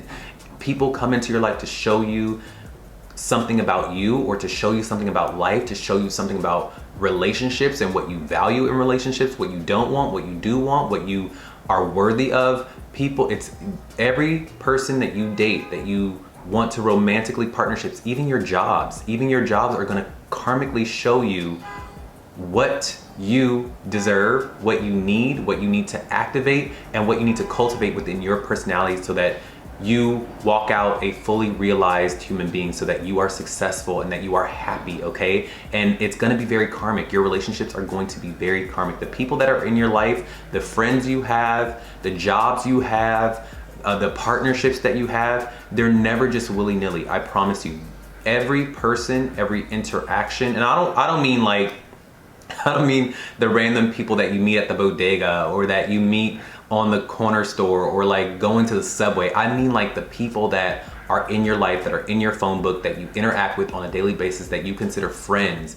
These people are going to be karmic for you, okay? They are going to be people that are meant to be in your life because you find that it's not easy probably for you to make friends. It's not easy for you to cultivate successful partnerships. So the ones that you do, understand that they are there for a reason, karmically. You know, they are implemented in your life for you. They are meant for you. You get what I'm saying? So that is the good side to Saturn in the seventh house, is that you will look around and you will find that maybe you are the type of person that only has a few friends. You have a few acquaintances, but these people are there in your life for life. They are there. They are tried and true people that you trust and they trust you and you guys get each other. But this is a placement where there's a lot of karma to be had with other people, and through other people you learn a lot about yourself. If this is you, before I get into the marriage aspect and the Saturn return aspect of what you could be experiencing with this sign, does this sound like you? Can you write down in the comments below? Are you someone that yearns for relationships and you look out and you see everyone so easily able to mingle with others? Everyone is so friendly, everyone is so open, everyone is just so, you know, you may go to the club and you see everyone's making out, but you're the only one that always just like, and it doesn't have anything to do with your looks. you just find that, wait, like what is it about me that like I can't get into a relationship? What is it? So if this sounds like you, write down in my comments if this sounds like you. And while you're at it, can you write down the sign that you have on your 7th house? Okay, this could also be for my Aquarius's 7th housers and my Capricorn 7th housers, or anyone that has Saturn in the 7th house. Write down in the comments what your sign may be on that 7th house, and I will write back what you could be experiencing with that Saturn return and with your specific dilemma that you could be going through and what the universe ultimately wants you to learn. But when it comes to friendships, you will find that you attract a lot of older people, that you get along with older people who are much older and wiser, because you will have an older, wiser approach to you. You are probably going to be someone that takes relationships so seriously and takes yourself seriously and how you present yourself to the world seriously, that the people that are your peers are not going to really vibe with that. They're just going to be like, you know, you're going to be that a little bit because you've got Saturn in the 7th house. You're going to want to be an example for the peers, whereas you would be an underling for you get along with people who are older than you because you feel like they just get you're on that same wavelength with people who are older. You could be like 10 years ahead of your age. You could be 10-15 years ahead of your age, and you find that you are working or interacting or mingling or dating older people because you guys get it mentally. You just get it. And you find that the people that are your peers, that you, in your heart of hearts, you want to be able to mingle with them, but you just feel like they're just too immature. You're just like, I can't. Like, you're like, even though I want to be friends, you're just too immature for me. Like, you've got nothing to offer me on a wisdom level. You've got nothing to offer me on an intellectual level, on a life level, on a karmic level. You see, like, for you, it's all about undoing that karma, getting some knowledge, coming out better when you meet the people. You want people to serve that part of you that wants to grow and develop. And so your friends are going to be that for you. Your relationships are going to be that for you. Your marriage is going to be that for you. Your relationships are going to be that for you. Okay, so you will find that with Saturn in the 7th house, you are going to be someone that ultimately will get into a relationship after your Saturn return. After your Saturn return, after you learn the lessons in what you need to learn about yourself, because remember, it takes two to tango, and you cannot just leave it to the universe to put someone in your life. It's something that you are doing. I'm gonna put that out there right now. I know that may sting, I know that may be annoying, but it's something that you are doing. I've seen a lot of people with Saturn in the 7th house, and I have a lot of friends with people who have Saturn in the 7th house.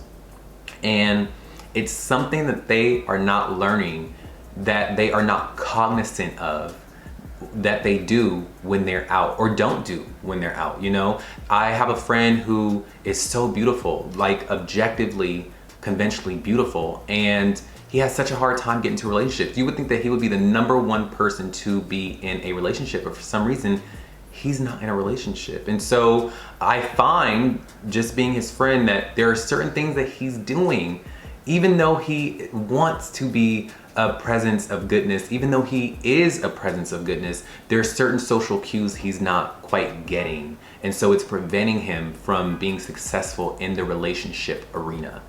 Understood? Whether it be the type of people you hang out with are not serving the people you ultimately want to be mingling with, whether it be the type of dating style you are in, but you say you want a serious monogamous relationship, but you are playing the field and being a serial dater. How would the public take you seriously if everyone sees you as a serial dater, sees you out having fun, and you're just, you get what I'm saying? It has to kind of be one or the other. You can't play two sides of the fence with this energy. You're gonna have to be very cognizant on what you want. If you say, I want to be an actor, but you are out throwing the newspaper, no, you're gonna have to pick a lane. When it comes to how you interact with the world and the partnerships that you want, you're gonna have to pick a lane. You cannot, this is the learning lesson. You're gonna have to be very cognizant of, where am I putting myself in positions for? Am I putting myself in a position where I am my actions are aligning with my intentions and with what I say and with what I do? Are all of these things aligning so that the outside world, the outside public, the person sitting across from me when I'm on a date is matching that? They see that. Everything I say, everything I want, everything I intend, if I say I want to have a monogamous relationship, but I sleep with you on the first night and I don't call you the next day and you see me on Instagram hooking up with other people, what does that tell the person that I just went on a date with? You see what I mean? That is the test of a Saturn in the 7th house, is that you're gonna have to learn to align your actions with your intentions, and so that way there is no confusion around what you actually want. Because if others don't know what you want, because you don't know what you want, and you're putting yourself in a different position or in a different community of people that are not aligned with what you want to be or who you know yourself to be and what you want to attract, it's not going to work. So you're going to have to just learn that lesson of aligning everything, okay? Alignment, alignment, alignment. How can you say you want friends if you don't go out? How can you say you want partnerships if you don't want to ever, when people want to hire you, you don't show up for the job? You see what I mean? That's Saturn in the 7th house. How can you say you want a healthy relationship when you are allowing unhealthy relationships? You are allowing toxic relationships. You are allowing people to come into your lives and do you dirty, but you don't stand up to the person. You don't say, hey, I don't know what your deal is, but I am someone who wants to be taken seriously, and so you're cute and all, but I am not into toxic relationships. I deserve A, I deserve B, I deserve C. And I have found that people with Saturn in the 7th house, they get into these situations with a lot of F-boys or F-girls who want to have situationships with them. They get into careers where the career doesn't quite want to acknowledge them. Does that make sense? They want to be in partnerships with these people who have Saturn in the 7th house, and they want to take what they can. They want to take the pearls from the person that has the 7th house Saturn, right? But they don't want to acknowledge them. They don't want to give them the title of boyfriend or girlfriend. They don't want to give them the title of CEO, but the person is doing CEO work. The person is doing boyfriend girlfriend work and giving boyfriend girlfriend attention and energy, you know? But when it comes down to it, the person themselves is also going along with it, you know, in the hopes that maybe that job will promote me one day. Maybe the guy I do like that I know is a F-boy and that doesn't want to take me seriously, maybe if I do A, B, and C, maybe he will take me seriously. No, you have to be a force that is like, no, this is what I want, and I am gonna weed out any and everybody until I get the type of relationships that are matching my intention and matching what I deserve. Because if not, you're gonna be dished out a lot of karmic lessons. You may end up with someone older, you know, you may end up with someone older, and you may be older, and this person will teach you a lot of things once you finally do get in partnerships, but it's gonna, I'm telling you, between that age of 28 and 25, you may find that you quit your job. You may find that you're no longer in a job because that job was just not acknowledging you in the proper way anymore. That job was not giving you the credit that you deserve. That job was not living up to your potential. It wasn't giving you what you deserve. You know, maybe you were helping that job be great, but was that job helping you be great? Was that job fostering an atmosphere of growth for you? You know, and you're gonna find in your Saturn return, I've seen people with Saturn in the 7th house, every relationship they had prior to that Saturn return, it's very rare that the people that they were talking to before and the friendship groups they had before are the same friendships that they have post 30. Post 30 years old, I promise you, because their mind is gonna say enough is enough. I am done with people taking the goodness of me and using it for their betterment, but it's not equal. See, Libra rules the 7th house, and Libra wants equality. It wants equality. So you are learning how to find and search for and fight for equality within relationships. You know, you're gonna want reciprocity. You're gonna find that you get into a lot of unrequited love or unrequited relationships where you love the person but they just don't see you like that. You love the job and you're doing all these great things for the job, but the job don't F with you like that. They like you enough to keep you on the payroll. They don't mess with you like that. And you're gonna have to find a way to say, okay, I'm done with that. I'm done with that. Like, I am going to go and cultivate better relationships that are equal, that are an equal exchange, an equal give and take, you know, and that are also aligned with who I want to be and who I want to attract. And you will find that in your Saturn return. So I really do hope that this video gave you some clarity and some inspiration. I really want you to stand up for yourself. And I don't mean stand up for yourself in the way of fighting people. I mean stand up for yourself in the way of weeding out what you deserve and what you don't. You know, stop tolerating people and relationships that are less than what you deserve, that are less than what you know yourself to be. You know, if something is holding you back, if a relationship is holding you back, if a job is holding you back, if a career is holding you back, if someone's trying to give you 10 while you give them 100, stand up for yourself. Say, I deserve better than this. I deserve more than this. And the quicker you do this, the quicker you will attract the love of your life that will see you and cherish you and give you all that you deserve, okay? But it's good. This is you're learning lessons when it comes to you and others and the public. You are, and you're learning how you fit in the equation with other people. How do you interact with other people? Is there something you're doing or not doing that you need to do when it comes to other people that you refuse to do? Usually it's that thing that you refuse to do that if you do it within your Saturn return, that's the lesson. Maybe you don't stand up for yourself. Maybe you don't say what needs to be said in relationships. Maybe you do, you know, it could vary for everyone. So take this as a grain of salt, take this as like, you know, a blanket statement, but it's that very thing that you are not doing, that if you do it, that's the thing, because that's what we are here to cultivate as a part of our personality when it comes to the Saturn return, okay? So I really do hope that this video gave you some clarity. If you would like for me to inspire you and break down another placement within your birth chart, can you write down in the comments below a different placement that has nothing to do with Saturn in the 7th house?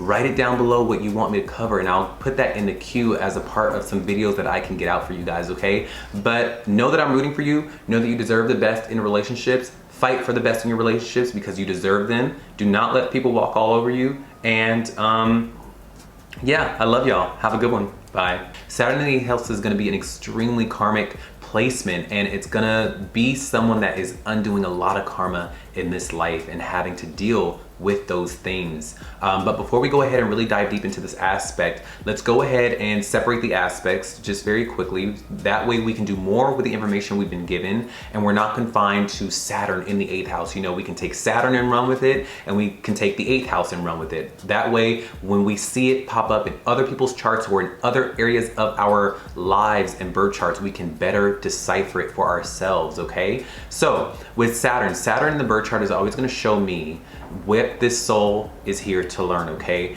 What is the karmic lesson that this soul is here to grasp, attain, and understand? What are you here to do? Believe it or not, guys, we are here to do more than just work and, you know, fall in love and party and drink and do all these things. These things are great. These are byproducts of the thing that we're here to do on our way to do it. You know, we have a little fun here and there and we do our thing, but we ultimately, at our core, we are here to cultivate a part of our personalities and a part of our being that was not present when we came here to the planet, okay? When we were born and we were birthed on the planet, we are supposed to cultivate and alchemize a part of our souls. That way, when we lay ourselves to rest, we are going back with something better. We are coming back with a great lesson. We are being able to have something, a part of us that wasn't there. That's growth. That's growth. That's the lesson. You are here to grow your soul. And Saturn is showing me where that growth is going to take place. What is the biggest thing that you need to learn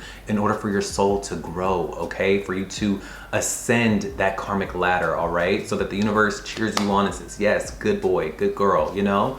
So this area of life though, with Saturn, is going to be that area where Saturn is going to restrict it and block it to the extent that you can't help but notice that, why is that so hard for me? Why is this area of my life so hard or so restricted? And you see everyone else being able to do it successfully. You know, you can see everyone else do that thing so successfully, but for some reason, where that thing that Saturn is pointing to, you can't access it. You can't do it no matter how hard you try, no matter what you do, you just can't access it. And that is because that is the point in the chart that Saturn is saying, hey, this is what I want you to address. This is what I want you to become a master at when you address it. After you address it, you're gonna be meant to become a master at it. This is gonna be that area of your life, post 30, post Saturn return, that you are going to be a master at it, all right? You're gonna attain it and understand exactly what that area is and what it means, okay? And how to perfect it. Now, with the 8th house, I like to say is the house of the taboo subjects, all right? It's the house of the dark, and I apologize for the police on the road. I can't control it. I'm not there yet, but right now what I will say is with the 8th house is always ruled by Scorpio and Pluto, okay? Scorpio and Pluto rules the 8th house. No matter what sign your respective birth chart may be, understand that the default settings of the birth chart, Scorpio rules the 8th house, and Scorpio rules themes of sex, of magic, of getting other people's resources and other people's money. It's all about taxes and debts and magic and the occult sciences. It's all about the area of your life that is your transformation. How do you deal with transformations? What is your transformation like, and the flavor of your transformations? What is the flavor of your sex? What is the flavor of your deepness that you crave, your intimacy, your intimate bonds? What is the flavor of that? And so the sign will tell me what the flavor in the atmosphere surrounding your sex life will be. The sign on your 8th house will tell me the flavor of how you get other people's money or other people's resources, and what you think about the great beyond and the great below. That is what the 8th house is about. I also like to say, just so that you can really wrap your head around what the 8th house could mean, is that the 8th house is the subjects that we don't bring up when we're at the dinner table with our parents. You know, when we're at the dinner table with our parents, we keep things very evergreen. We keep things very, you know, just very even keel. We don't talk about our money. We don't talk about the debts we've got. We don't talk about the taxes. We don't talk about sex. We don't talk about magic. We don't talk about the occult. We just keep things even keeled. Those subjects are what the 8th house is all about, okay? That's the 8th house. Now, what happens when we take Saturn and we throw it into the 8th house? Okay, so this is a lot. So I hope you're ready. So in this life, Saturn in the 8th house is going into the area of your intimate bonds and your social bonds. You know, I really do find that people with 8th house Saturn have trouble with relationships, because they will find that they are the people that, when it comes down to sex and it comes down to opening your soul to the other person, you know, in the initial dating phase, you could be fine. In the initial like meeting of people, the ones that you like, right, or the ones that you want to be romantically involved with, you'll find that when it comes time to conjoin and really congeal and learn each other's souls, and it's time for you to be vulnerable, it's going to be very hard for you to be vulnerable. It's going to be hard for you to open up and let people in. It's going to be hard for you to really divulge what's on your soul and allow someone else to come in and assist you with the things that you are harboring. You could have a lot of lessons regarding that, and this could also feed into your libido. You know, you may have a low sex drive, or you just will feel that you put people through the ringer when it comes to getting to know you on a deep soul level. You will find that your partner, the one that you want to lay your head down to, that you want to make sure you trust this person before they even really have sex with you. Sex could be very hard for you because sex is a vulnerable thing. Believe it or not, I even think that you know this, is that there's an energy exchange that happens when you have sex. And for you, you probably look around and you see how other people are just so adventurous and so, I don't want to say promiscuous, but people are just so down to have fun and explore that side of life. Whereas you could sometimes take the aim of being very uptight. You find that maybe you need a drink, maybe you need some, you know, to get on that level to open up. Because for you, in your sober state, you're just like, no, unless I am cherished, unless I am loved, unless you really trust this person is being serious with you and they're showing you a level of honor, ability, that is the only way you want to open up in the bedroom. That is the only way you feel safe enough to open up in the bedroom. And it's gonna be a hump that in your relationships, you probably find that this is a conversation that happens a lot within your relationships, that they're always like, well, is it me? Am I doing something wrong? Am I not good enough? Am I not hot enough? And you could love this person, but for some reason, the area of sex is blocked off for you. And it's probably nothing that they're doing. It's just more so of how you feel and your angle towards how you feel about intimate bonds and relationships, especially when it comes to the themes of sex, okay? So with this, you could also be someone very closed off in that way. We know that you could be someone that is also learning lessons when it comes to death. You probably experienced death when you were a child. You probably had brushes with death, that maybe you were in a crash, right? Maybe you were in something very traumatic when you grew up and you were a survivor. I've seen a lot of people with survivor's guilt with this placement. I've seen people that, you know, that have gotten into an accident, and through that accident, it transformed their lives, it transformed who they were, and they may have survivor's guilt, because with this placement of Saturn in the 8th house, you're gonna be protected from death. You're gonna live a very long life. That is one of the great aspects, one of the great traits of this aspect that you are going to experience. You're gonna experience that you're gonna have a long life and a lot of transformations in your life. Who you are going to have a metamorphosis 20 times over. You are gonna find that you are learning the lessons of letting go and transformation. That's what this is all about, to be very honest with you, is that with Saturn in the 8th house, you are learning to let go. You are learning to let go of that need to be strong, that need to be closed off. You know, think about it, going back to the sex thing, in order to have good sex, you're gonna need to learn how to let it go, right? Let it go, let it just be free, let it go. And you are also, on a more grander sense, learning how to let go, let go as far as like being vulnerable. There's a certain amount of letting go-ness that you need to acquire in order to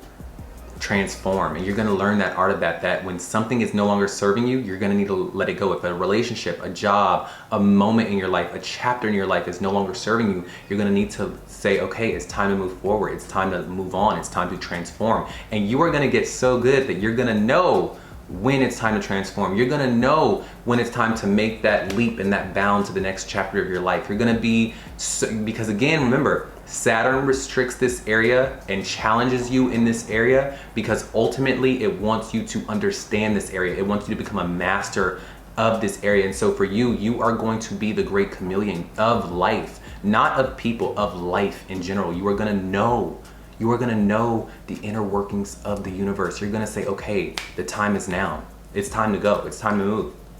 You are also going to probably have brushes with other people's money. This could be people who may gain an inheritance, you know, and maybe you are juggling how to manage that money, how to manage great wealth, how to manage money. You are going to be someone who is learning how to manage money. With Saturn in the 8th house, you are going to be a very magical and transformative figure, because you initially in life, you're going to feel like there's a certain magic to life. You're going to feel like there's something out there that I need to learn, that I need to know, and that no one's gonna teach me. School isn't gonna teach me this thing, but life is gonna teach you this thing. You know, life is gonna teach you this life and what the inner workings of the universe are, and you are gonna become adept in that. You are probably gonna be a great esoteric teacher or great in occult knowledge, but it is only through the transformations that you go through that you learn these knowledges, that you learn these things, that you learn that, wait, I have the capacity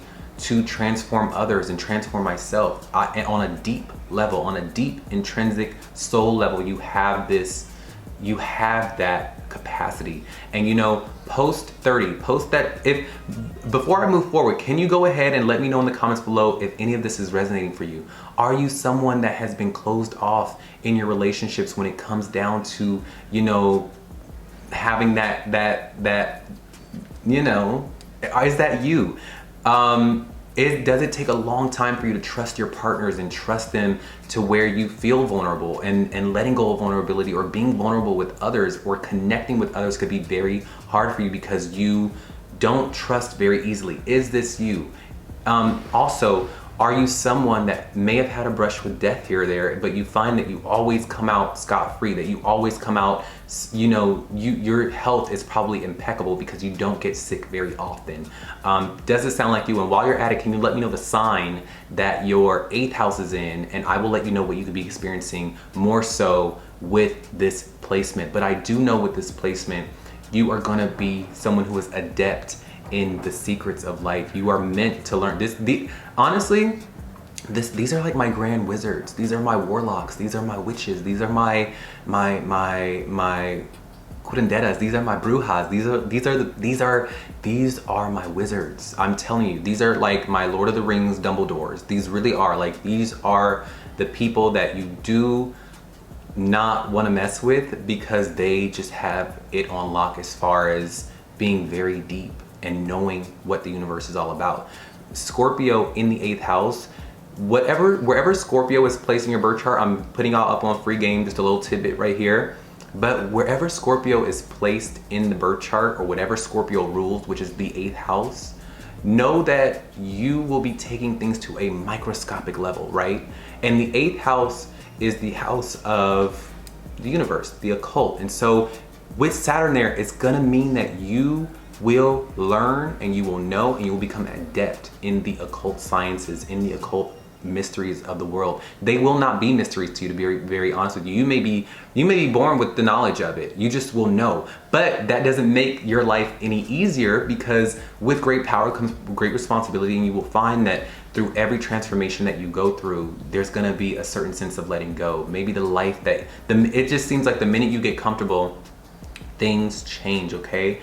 But what I will say for you is that this area is an area of great karma for you. You may find that relationships and sex and really deep intimate bonds are blocked off for you until you are able to learn to let go. You're gonna need to learn to be able to let go, and you're gonna find that in this area of your life, you may have to juggle a lot of money, okay? Post the age of 28 to, and I would really love to know the sign that your Saturn is in, okay? I'm gonna do a Saturn through the signs video, and write down in the comments below what your sign on the 8th house is, because that would really help me determine what your Saturn return is gonna look like.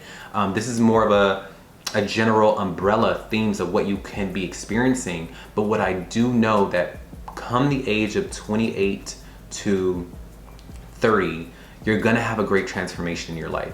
You are gonna have a great transformation in your life, where who you are really meant to be, even though you'll go through a lot of transformations, but who you are meant to be in a whole, as who you are and who you show up as in the world, is gonna need to be solidified. You are going to have a grand transformation. I'm telling you, like, people are gonna be like, oh my God, is that you? Like, what? Like, it could be physical, it could be mental, it could be spiritual, it could be all three. To be very honest, it could be all three, but you are going to go through one of the grandest transformations you could ever go through in your life come 28 to 30. And everything that you knew, everything that you were taught, everything that you were doing is no longer going to be sufficient to go further post 30. Post 30, all of the programming that was not sufficient in your betterment, in what you deserved, in what you deemed okay and worthy of you, you're gonna have to let that go. You're gonna have to say, this is no longer working for me, and I have to take up my mantle. I have to take up my mantle and go further and do differently and think differently and move differently and shuck and jive differently, so that I can progress further in my life, you know? But yeah, this could give inheritance from father, this could give great wealth, this could give people who have great magical occult powers, this could be people who are learning the art of transformation within their lives and how to cultivate deep bonds. Yeah, you're learning how to cultivate deep bonds. This could be that thing that I'm telling you, like you could see everyone around you having so much fun in the bedroom, you know, but for some reason you don't know how to do that. And this comes up as a point of contention for you within not only your romantic relationships, but also in your friendships as well. It could be hard for you to have other friends. So my biggest advice to you is to let go. Learn to let go and to trust, okay? If you can't trust, listen, if you can't trust the people in front of you or the person in front of you, trust the universe. Yeah, I know you're good at that. Trust the universe. Say, you know what? I'm gonna trust the universe. If I can't trust this person in front of me, even though you love this person, even though you could love a person, but for some reason when it comes to having that spiritual exchange, it's hard for you, right? So trust the universe and say, you know what, universe, help me trust this person, and I'm gonna open up, and I'm gonna open up to you. And that could be also a part of it, to be very honest, is that you need to show the universe a level of opening up so that you aren't so afraid, that you do have more faith in people, that you do have more faith in who you are and your standings with others, okay? And that you are protected and that you are safe, all right? So yeah, very deep karmic lesson with this placement. I really do wish you the best. I'm rooting for you. If you would like for me to do a different placement or a different placement within your birth chart that has nothing to do with Saturn in the 8th house, put it in my comments below and I will put that as a part of the videos that I can get out for you guys. But please let me know that sign. I want to know. I really do want to help, okay? I will talk to y'all on the next one, and y'all have a great day. Bye. Into Saturn in the 9th house. Now, Saturn in the 9th house is going to give me someone whose karma is playing out with their father and with the religions that they find themselves in, and with the deeper knowledge and esoteric knowledge of God. You know, this is their search and their pursuit of God and traveling, and their further out endeavors, you know, going into faraway lands and learning new things, or with their gurus, you know. So, but before we go ahead and really unpack that placement, let's go ahead and separate the aspects. That way we are better able to do more with the knowledge that we've been given, and we're not just confined to Saturn in the 9th house, you know. That way we learn about Saturn and we can go do more things with Saturn and interpret Saturn in other people's birth charts and our own charts, and we can take the 9th house and do more with that as well, and go play with that and interpret it as we may, all right? So with Saturn is the very painstaking karmic planet, and this is the planet of delay and restriction and challenges. And for me as an astrologer, this is going to show me what the challenges are given to the person in order for them to learn, in order for the soul to grow. You know, believe it or not, we are not just here to work and play and sleep and get into relationships and then die, and then no, like, we are here to ultimately learn new lessons for our soul's growth. That way we ascend the karmic ladder and eventually get off the karmic wheel. But you know, and the lessons that you are here to learn are the lessons that the universe wants you specifically to learn, and so that you grow, that you change, that you evolve, okay? With the reasons that I just said before. Now, Saturn in the birth chart is going to delay, restrict, and challenge you in a certain area of life. You know, it's going to be that area of life that when you look around and you see other people doing that thing that Saturn is pointing to in your chart, when you see other people do it, they can express it fully, it's successful for them, it seems so easy for them, but for you, no matter how hard you try, you almost hit a wall, or something goes awry, or something is wrong, or it's just blocked for you, you know? And for some reason, you don't know why, you don't know what that is. And so that is because you are learning how to perfect that area in your life. You are learning the lessons that you need to learn, so that ultimately you become adept in that area, you become a master in that area of your life, okay? So with that being said, that is Saturn, and at 28 to about 30, in some instances at 35, you will find that your life asks you and begs you and pushes you into a corner to address that thing that has been blocked and challenged in your life. It's going to ask that you address it, or you cannot move forward in your life successfully, you know? And that is what they call a Saturn return, all right? It is when the Saturn comes back and it meets that point in your natal chart, and you will find that your life just it's time. You know, it's time to turn in that metaphorical SAT so that you are able to live a healthier, more realized existence as who you are and who you know yourself to be. Okay, now with the ninth house is ruled by Sagittarius, and it's ruled by Jupiter. All right, it is also ruled by themes of college and education and religion and your father. Your father sits in this house. If I want to know the relationship between you and your father, or the dynamic between you and your father, or what you will be experiencing within your father, I look at the planets and I look at the sign that is in your ninth house. All right, now your ninth house is also the flavor and the atmosphere of when you hop on a plane and you go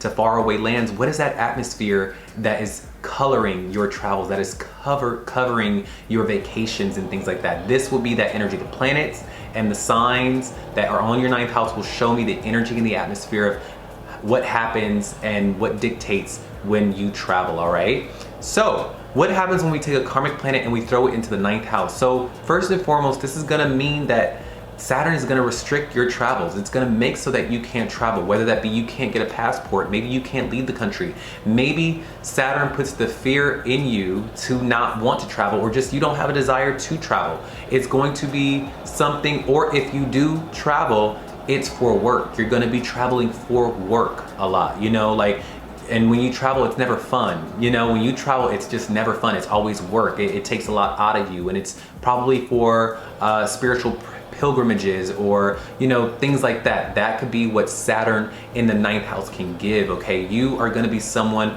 who is learning a lot of knowledge, and you're probably going to have a lot of, I don't know why this makes me think of, but this could be people who go to like monasteries, or who are trying to become a preacher, and so they have to go away and find a guru or someone who's going to teach them about the Bible so that they can be ordained as a minister or ordained as a preacher. You know, you have to be called to that, and so you have to learn. You have to go to school for that. There, you can't just get up on a pulpit in a church and say I'm a preacher. You have to kind of be ordained for that under other gurus, under other people who say, okay, this person has learned this knowledge, you have learned this. So you could also have a father who was a preacher, or someone who just was really strict on you. Your father could be very strict because he wanted you to learn very hardcore lessons, and you just feel like your relationship with your father takes work. Your relationship with your father could, for whatever reason, be very strained and very stressed because he could be a very strict figure and wanted to teach you a lot, or it could just be blocked in general. Your father could be far away, and so that could mean that,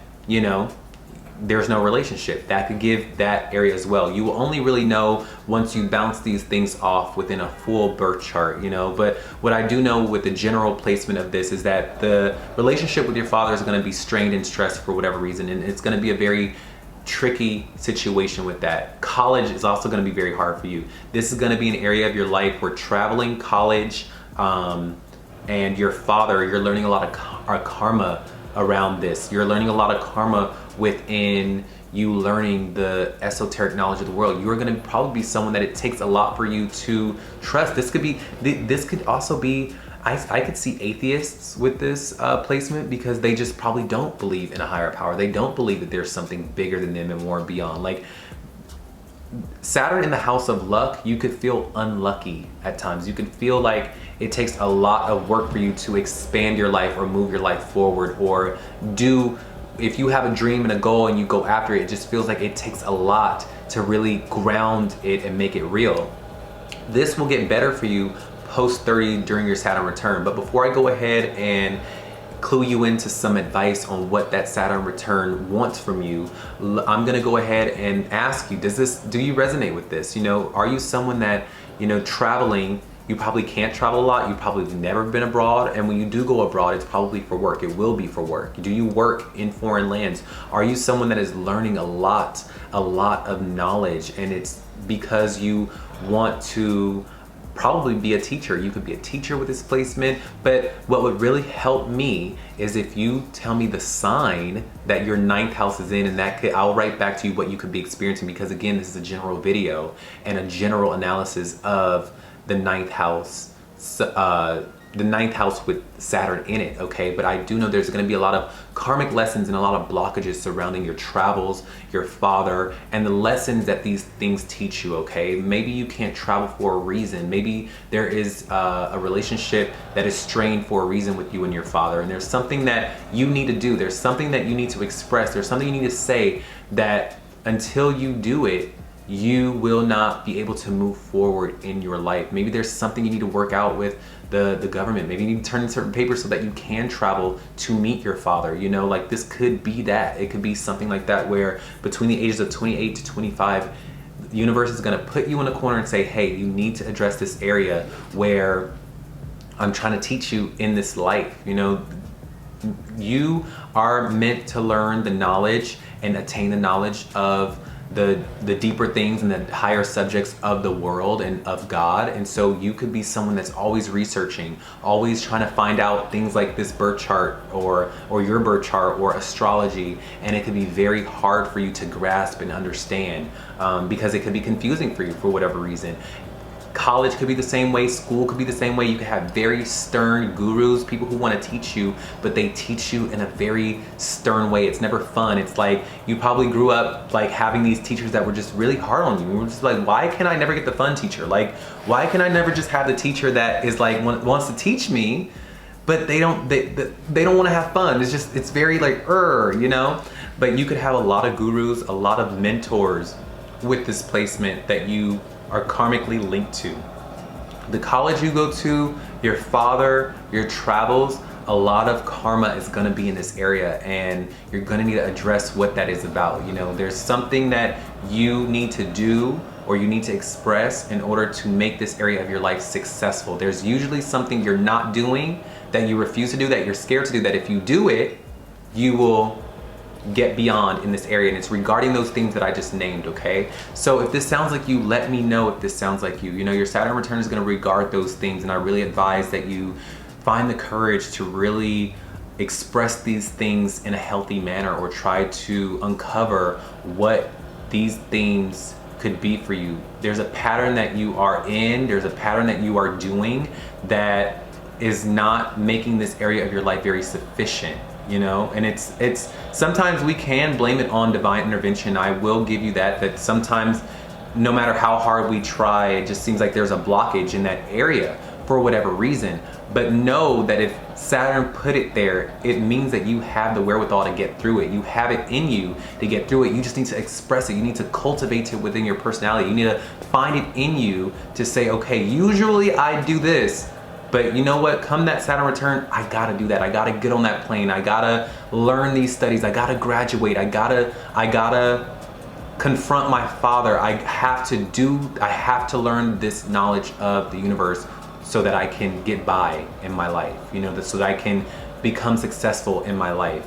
All right, so I really do hope that this video inspired you and you gained some clarity within this video. Again, tell me the sign that your ninth house Saturn is in, and that would help me help you, and I can write back what you could be experiencing in your Saturn return specifically, because this is a general video.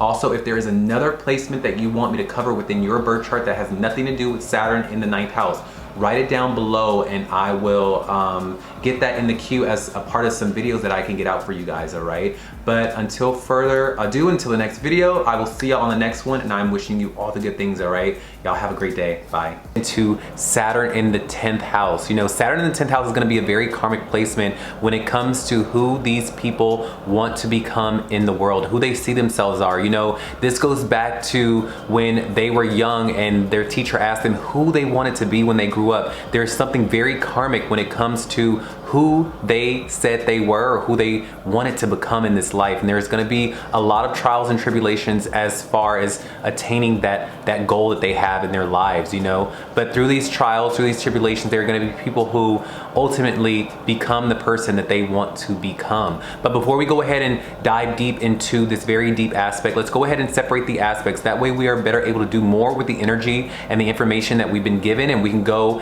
and decipher them and discover them in other people's charts and out in the world as we see fit, okay? So with Saturn in the birth chart is always going to show me where the karmic lesson for the person is in this life that is going to be for the person. You know, Saturn is also where this thing is that for everybody else it may seem easy, you know, for you, and for instance, it could be that you've seen others get jobs around you. You know, everyone is ascending the corporate ladder, everyone is getting the promotions, everyone is doing these things, but yet you can't even get a job. You can't find how to get a job. It's hard for you to get a job. This could be one of those scenarios, but that's just me explaining how Saturn could play out in the chart. You know, it's that area of life that is very hard for you, and between the ages of 28 to about 30 to 35, you're gonna find that unless you conquer the lesson, unless you do the thing that the lesson and that Saturn is asking you to do, you cannot progress forward in your life as a successful, fully functioning adult in this life. You know, that's what the Saturn return is all about. It's around that time that you turn in your metaphorical SAT, so that the universe says, okay, you've learned the lesson, now you get to be a master in this area. The doors are open now. You get to master this area, and all the things you've ever wanted and dreamed for, because you've worked for them, you get to have them, all right? But it is all about your karmic lessons and your Saturn return. And yeah, now with the 10th house is your midheaven. It is the place in the chart where people see you. How do they energetically address you? When you go out, people ask you, what do? You know, and whatever you say back is what the energy of the 10th house addresses, all right? The sign and the planets in the 10th house are gonna tell me what the flavor of how the public sees you and what your service to the world is, and what your vocation is, who you are in your career. What does your career atmosphere look like? That is your midheaven, and that's your 10th house and what it governs. Now, no matter what sign and no matter what planets are on your 10th house, know that Saturn and Capricorn rule the 10th house, all right? Now, the 10th house also kind of gives me a little bit of the father themes, but we're not gonna really touch on that in this video. We're just gonna focus on, this is all about your career, all right? Now, with that being said, with Saturn in the 10th house, this is gonna show me someone who is learning lessons when it comes to learning how to attain the goals that they have in their lives. How are they going to get the job? You know, this is gonna be someone that it's very hard for them in their career. Maybe it's hard for them to get a job.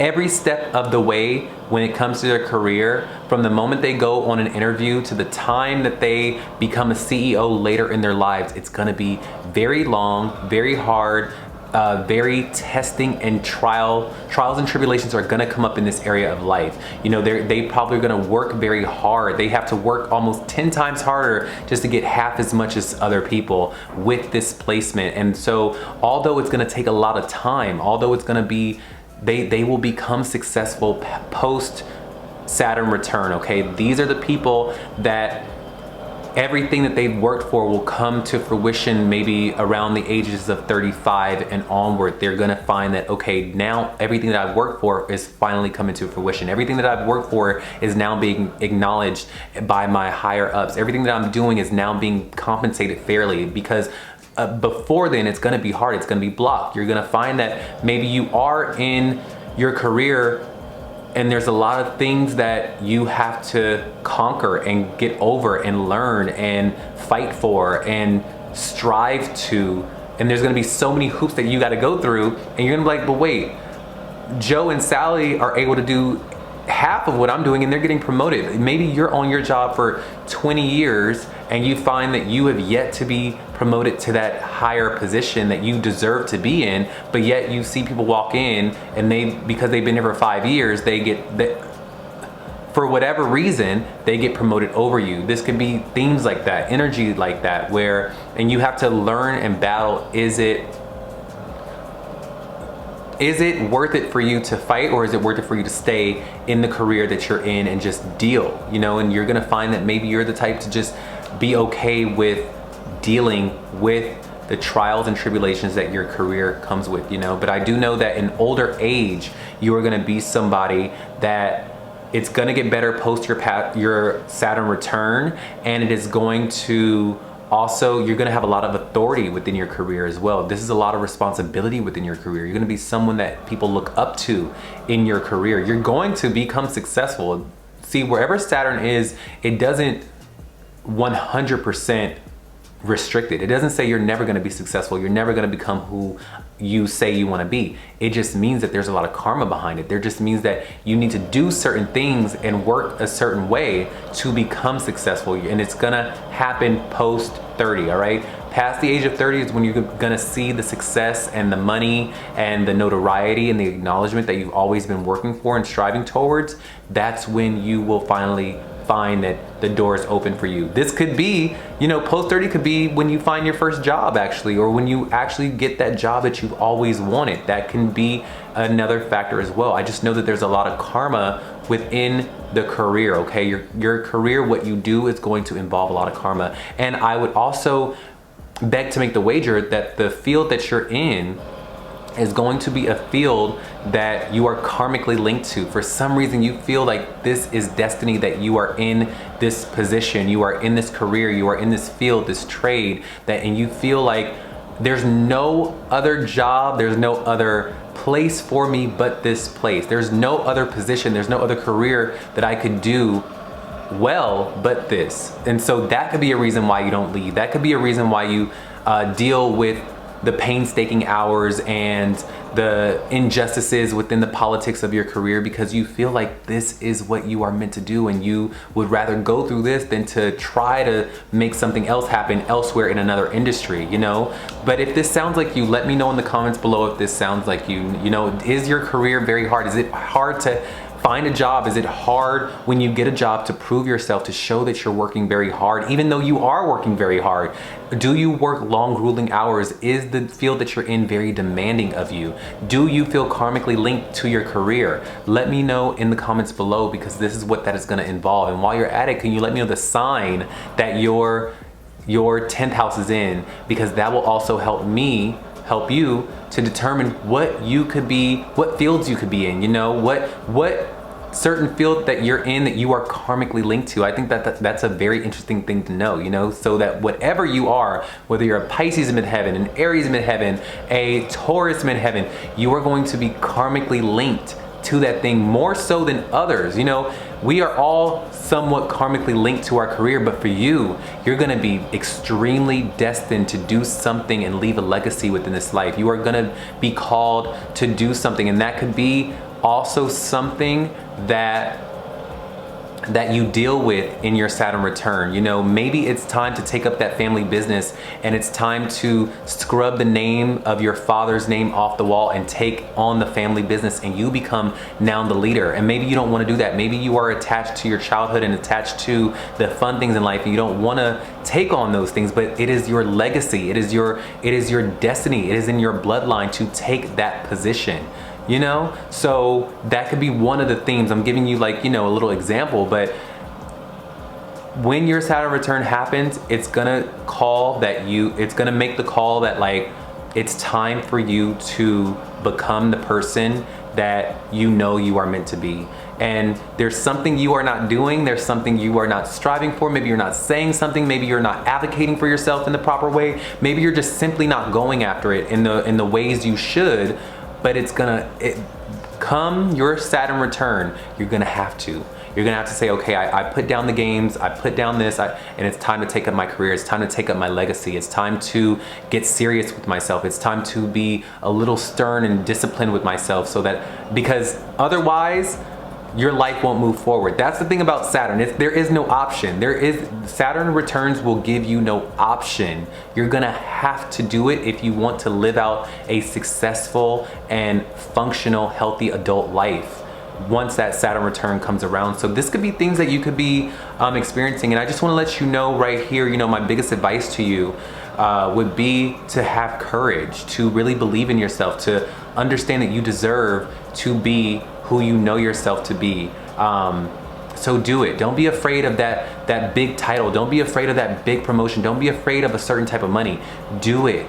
Do it. You have it in you. Wherever Saturn is, just because it's restricting it and giving you challenges in it, it's doing that for a reason. It's like the Karate Kid. You know, it's like, think of the Karate Kid, right? Like, the wax on, wax off, wax on, wax off. And the kid is thinking like, but wait, when do we get to the fun? When do we get to the kung fu flipping and the ninja stuff? But Saturn, Mr. Miyagi, is telling you like, we're gonna get to that, but we gotta do the wax on, wax off. We gotta get serious, we gotta get disciplined, so that when you do everything that I'm teaching you now, when you do get in that ring, you're gonna whoop ass. You get what I'm saying? That's you in your career. It's gonna be things where you don't wanna do. You're gonna be like, oh my God, I don't wanna do this. Why is it so long? Why is it this? But you're gonna find that you are gonna be the very person that leaves such a big legacy behind. You are gonna amass a certain type of wealth. You are gonna be so good. It's so like these are my Fortune 500 people. These are my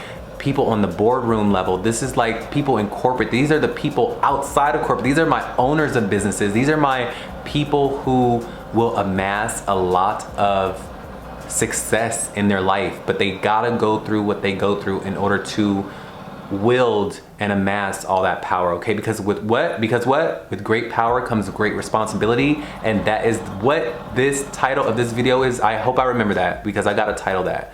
With great power comes great responsibility. I think that that is what your karmic lesson is with Saturn in the 10th house, is that although you are meant for power, you're gonna have to learn responsibility first, okay? And it is through that responsibility that you gain the power, okay? So I really do hope that you guys gain some clarity and some knowledge with this amazing placement, a grand placement, you know? And if you would love for me to do a different video on a different placement that has nothing to do with Saturn in the 10th house, write it down in the comments below and I'll get that out for you guys in time, all right? I'll get that out for you guys, because I'm always thinking of what new videos I can get out for you guys. So let me know of a placement you're curious of in your birth chart and write it in my comments below and I will get that out for you guys, okay? Now, with that being said, I am wishing you all the best, all of your dreams realized, and everything you want in this life to be yours. You have a great one, and I will see y'all on the next video. Bye. Into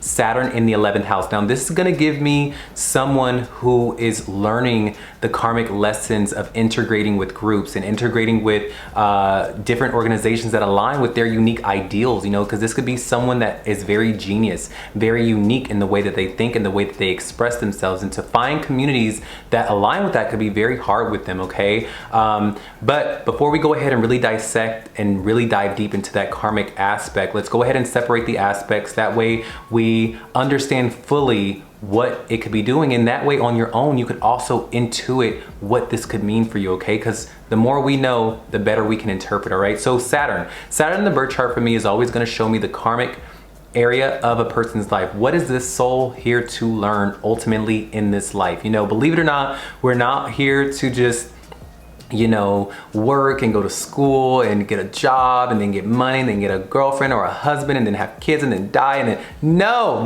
that is a very big part, but a huge part, a real reason why, when you really want to know the meaning of life is to attain and grow ourselves, is to cultivate a part of our beings that we did not come down here or were born with. That way when we leave, we are evolved, we have grown, we have learned, we have changed, and that is the reason why we are here. You know, we are not meant to stay the same, and the karmic lesson in the life is going to show me what this person is here to really integrate as a part of their being, okay? And it is in that they are gratified, that they feel like, wow, like I did something in this life. I came in this way, thinking this way, moving this way, my personality was this way, and now I am this way because I did it. You know, I achieved this thing, okay? So that is Saturn. Now, between the ages of 28 and 30, and in some instances 35, depending on the way your chart is set up, you are going to have a Saturn return, all right? And this is where Saturn comes around as a transit back to that meeting point of your natal Saturn, and that's when there's gonna be a great call to action. That's when there's gonna be a great upset. That's gonna be where your life kind of pushes you in a corner and says you need to address this area of your life, or you cannot move forward as a fully functional, healthy, successful human being, okay? And that is in all senses of those words, all right? That means mentally, emotionally, physically, successfully, financially. It's gonna be that thing that you need to address in order to be a fully realized human being, all right? And so that is what the Saturn return is, and that is what Saturn is in the birth chart. Now, with 11th house is all about your monetary gains. It's all about your future gains. It's also about the friends that you align yourself with, okay? The organizations that you find yourself a part of. Who are your people? What is your clique? What is your vibe? And who are the people that you want to align yourself with, okay? And the friends as well. Also, with that being said, the 11th house is the house of your future dreams, your future goals. Who is it that you want to be after retirement? What do you want to gain by the work of the 10th house? What do you want that work to be in the 11th house? In the later part of your life, after you've achieved that thing in your career, what do you want to end up as? Do you want to have a library? Do you want to sit back and drink lemonade? Do you want to take a worldwide endless cruise and have all the money in the bank that you never have to worry about? This is what that 11th house is going to be, okay? And the planets and the houses, the planets and the signs that are on the 11th house are going to tell me the flavors and the potentials of what that is going to hold for you and what it's going to be most likely to end up as and who you end up as by the hard work of your career, okay? Now, 11th house is ruled by Aquarius and it's ruled by Uranus and it's ruled by Saturn as well as the co-ruler. So with Saturn here in your 11th house, Saturn is at home in this house, to be very honest with you. And now that I think of it, this could mean that, you know, with a well-placed Saturn in the 11th house, you are going to be someone that is striving for success. Naturally, you are going to strive to achieve the goals that you may hold for yourself. I feel like this is such a well-placed Saturn because we all have dreams. We all have goals, right? And that is what Saturn is trying to teach us. It's trying to teach us the hard work on the way to get there. But for you specifically, you could be someone that doesn't like the time it takes to get to where you want to be. You could be very jealous of your peers' accomplishments because you feel like maybe they could be 30 and you could be 20 and they're moving up the ladder and you've just started, but you still feel like you should have what they have, or you should feel like, I am not moving quick enough. I want to do these things. I want to have those things. And so that is what Saturn is probably teaching you, is a little bit of patience. It's also teaching you how to wield your unique ideas and your unique dreams for the future. You could be someone that when people ask you what your dreams are, they may laugh at you. They may go, that's a dream you have? Like, how are you gonna get that? Or you can't do that, that's not possible. But that is because Saturn is in a Uranian house, meaning that you yourself, you're gonna be unique, and you may not be even privy to that uniqueness. You may not know how unique you are, and that's why it's hard for you to find yourself in organizations that align with that. You don't know, you probably are someone who cycles through a lot of friendship groups. You go from one group, from one gang to one clique, from this to that, and you just don't know. You're like, I don't vibe with any of these people. I thought they did initially, but lo and behold, they don't accept me, or you don't like them ultimately because they're not aligning with that vision that you have. So this could mean that Saturn is trying to cultivate your vision. Who are you? Who is it that you say that you are? Where do you want to end up in this life? Because that's going to be attached to how you show up in the world and the people that you have fun with, okay? This could also be people who are very shy in groups. You could be very shy, you could be very timid because you don't know how to exist in a group. One-on-one, you're great, but in a group, you're like, I'd rather just take this back seat. So be careful of that. Know that it's gonna require you to own your uniqueness, own where you are in your life, and also try not to be very critical of your achievements. Try not to rush it. This is going to make, though, wait, before I get into that though, let me know if this sounds like you. Is this you? Are you someone that has trouble finding the right friends for you? Or were you bullied or teased in school and so it made you very shy in groups? You don't know how to exist in a group dynamic. You really don't know. And your ideas are so grand for the future. You have great wild dreams for the future, and you don't know what group you should go to that will foster those dreams and those ideals that you have for yourself. Let me know, is that you? And do you have very unique ideas? Also, while you're letting me know if this is resonating for you, can you let me know what sign your 11th house is under, okay? What sign is your Saturn in the 11th house? And I will write back 2 little sentences what your Saturn return could be meaning for you. But moving to the Saturn return, in your Saturn return between the ages of 28 to 35, understand first and foremost is that success is inevitable for you. You will be successful, but there are going to be lessons that you have to learn. This kind of reminds me of the 10th house. I want you to go to my 10th house Saturn video, because these two houses kind of interplay off of each other. But success is going to be yours, and you are also going to be someone that probably really impacts society on a great grand level. You are going to be someone that probably attains a great deal of wealth and fame, okay? You are going to be very well received within the public, and your unique ideas will be fostered. They will help the world. They will, with Saturn in the 11th, you know, this is gonna give me karma towards the public. You are gonna have a great karma towards the public and offering something to the public, offering something to people. And it's so funny and ironic that you are shy within groups, because you're gonna have to learn the courage of standing before the public. Like, so not even the guys, girls at the bar, you are indebted to do something for the public, because this is a public arena. This is the public house, you know? The 11th house deals with the public. It's Aquarius, it's humanity. It's the larger whole of humanity. And so if you have Saturn here, it means you owe the public something, and you probably owe the public your grand vision for your life.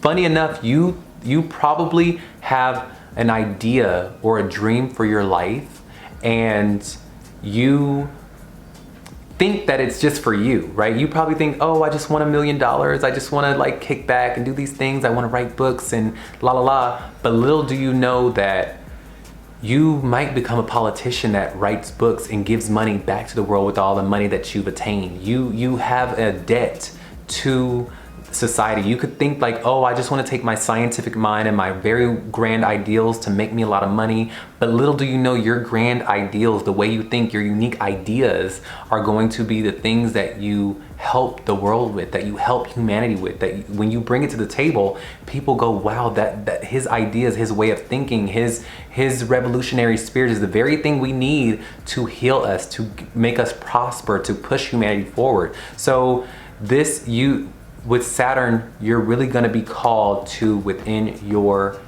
Saturn return, to take up that responsibility. You really are. You're going to have to learn to take up the courage of being yourself and offering your ideas to the public, whether that be getting on the internet and spreading your message, whether that be building the organization for the friends and the people that you want to attract, okay? Rather than you probably are such a unique person and have such unique ideas that the people that you want to mingle with don't exist yet, because you are the leader. Yeah, the organization hasn't been built yet because you are meant to build the organization. You are meant to build the business or the brand or foster the idea that others, when they hear it, go, yes, that's the thing I've been looking for. That's my organization. And you are the owner of that organization. You are the builder of that organization. You are the leader of that organization. You see what I mean? It's by you saying, you know what? I don't need to fit in. I am going to build it, and the people that are for me will come. That is going to be themes of your Saturn return. It's going to be you finding a way to use your individuality and your ideas to foster an organization so that you can lead it, so that you can offer something to the greater whole of humanity. And fame and money will be a byproduct of that. You will be very successful in this arena and in this area. I want you to also cultivate those ideas. When you dream about something, write it down and try your best to find a way of, how do I build this into an organization? How do I take my unique ideas and put it in a place, whether it be on the internet, whether it be out in the physical world, whether it be by a club that I run or whatever. If it is missing in the world, it is because you are meant to build it, okay? Sometimes we run around to all these different people and these different cliques and these different organizations hoping for a shred of the unique futuristic ideas that we have, but it just hasn't been built yet because you are the one to make a stamp on it. You are the one to build it, all right? So I really do hope that this helped you and inspired you and gave you some clarity, all right? You will really achieve success past your 30s, and your late 20s is where it's gonna happen for you. And I think it's all about owning your individuality and owning your ideas, while at the same time learning that it takes time to get to where you want to be, all right? So I really do hope that this video helped you. If you have another placement within your chart that has nothing to do with Saturn in the 11th house, put it in my comments below and I will add that to the queue of some placements or some aspects that I can cover for a video for you guys, all right? But without further ado, I am wishing you all the best. Go build that thing, go after your dreams. Do not worry about fitting in, because you are meant to stand out so that when you build the thing, you will be the leader. You're meant to lead the charge, all right? Y'all have a great day. Love you, bye. Saturn in the 12th house is gonna be akin to Saturn in Pisces, and this is a very deep karmic placement. And this is energy of someone who is having to learn lessons within their faith and within their hard work as well. Faith and hard work are intertwined in this, and they may be people who struggle with that, who are being shown lessons in this, okay? How to maybe help themselves before they help others. But before we go ahead and dive deep into that aspect, let's go ahead and separate the aspects. That way we are able to do more with the information we've been given, and we can apply Saturn and the 12th house in different areas of the birth chart and in different other people's birth charts. That way, when these things come up again, we're not just confined to Saturn in the 12th house. We can apply them to different combinations in different areas of life and birth charts, all right? So with that being said, Saturn in the birth chart is gonna show me the karma of the person and where the karmic lesson is for this person in this life, all right? This is gonna show me the area of life where this person has been sent here to the planet to learn, to achieve. This is what the soul is meant to integrate as a part of their personality so that they get off the karmic wheel, so that they do what they are meant to do in this life. Believe it or not, we are not here to work and to sleep and to get a boyfriend, a girlfriend, a husband, have kids. Yes, these things are very important. These things are a part of life, yes, but a more so a deeper meaning of what we're here to do is we're here to integrate things that are not a part of our personality, so that when we do lay our heads to rest and that ultimate eternal rest, we evolve, because that's what this is about. It's about evolving and learning and cultivating a part of ourselves that we did not come here with, that we can only find here on the planet, all right? So Saturn in the birth chart is going to restrict, it's going to challenge, it's going to delay, it's going to make that area of life, wherever Saturn is pointing to and sitting in, it's going to show me where this person is having trouble, where the lessons are being thrown at and funneled through that area of life, all right? It's that thing that whenever you look at other people doing it, everyone is able to make that area of life that your Saturn is sitting in, they're able to be successful in that area. They're able to do it so flawlessly and so easily, but for some reason, that part of your personality, that part of your magic is cut off. And you're just like, wait, what's going on, right? So this is that lesson you're meant to learn with Saturn in the 12th house, all right? And so what this is gonna be is that between the ages of 28 and to 30, you're gonna be having a Saturn return. A Saturn return is when Saturn in the transit houses goes through and finds and meets where your natal Saturn is. And when that point happens, they call this a Saturn return. This is that moment in every person's life around the age of 28 to 35 that they will be having a grand upset. They will be having a great reckoning where they have to turn in their metaphorical SAT to the universe to show that you are learning the lessons that you are here to be learning, that you are making headway, okay?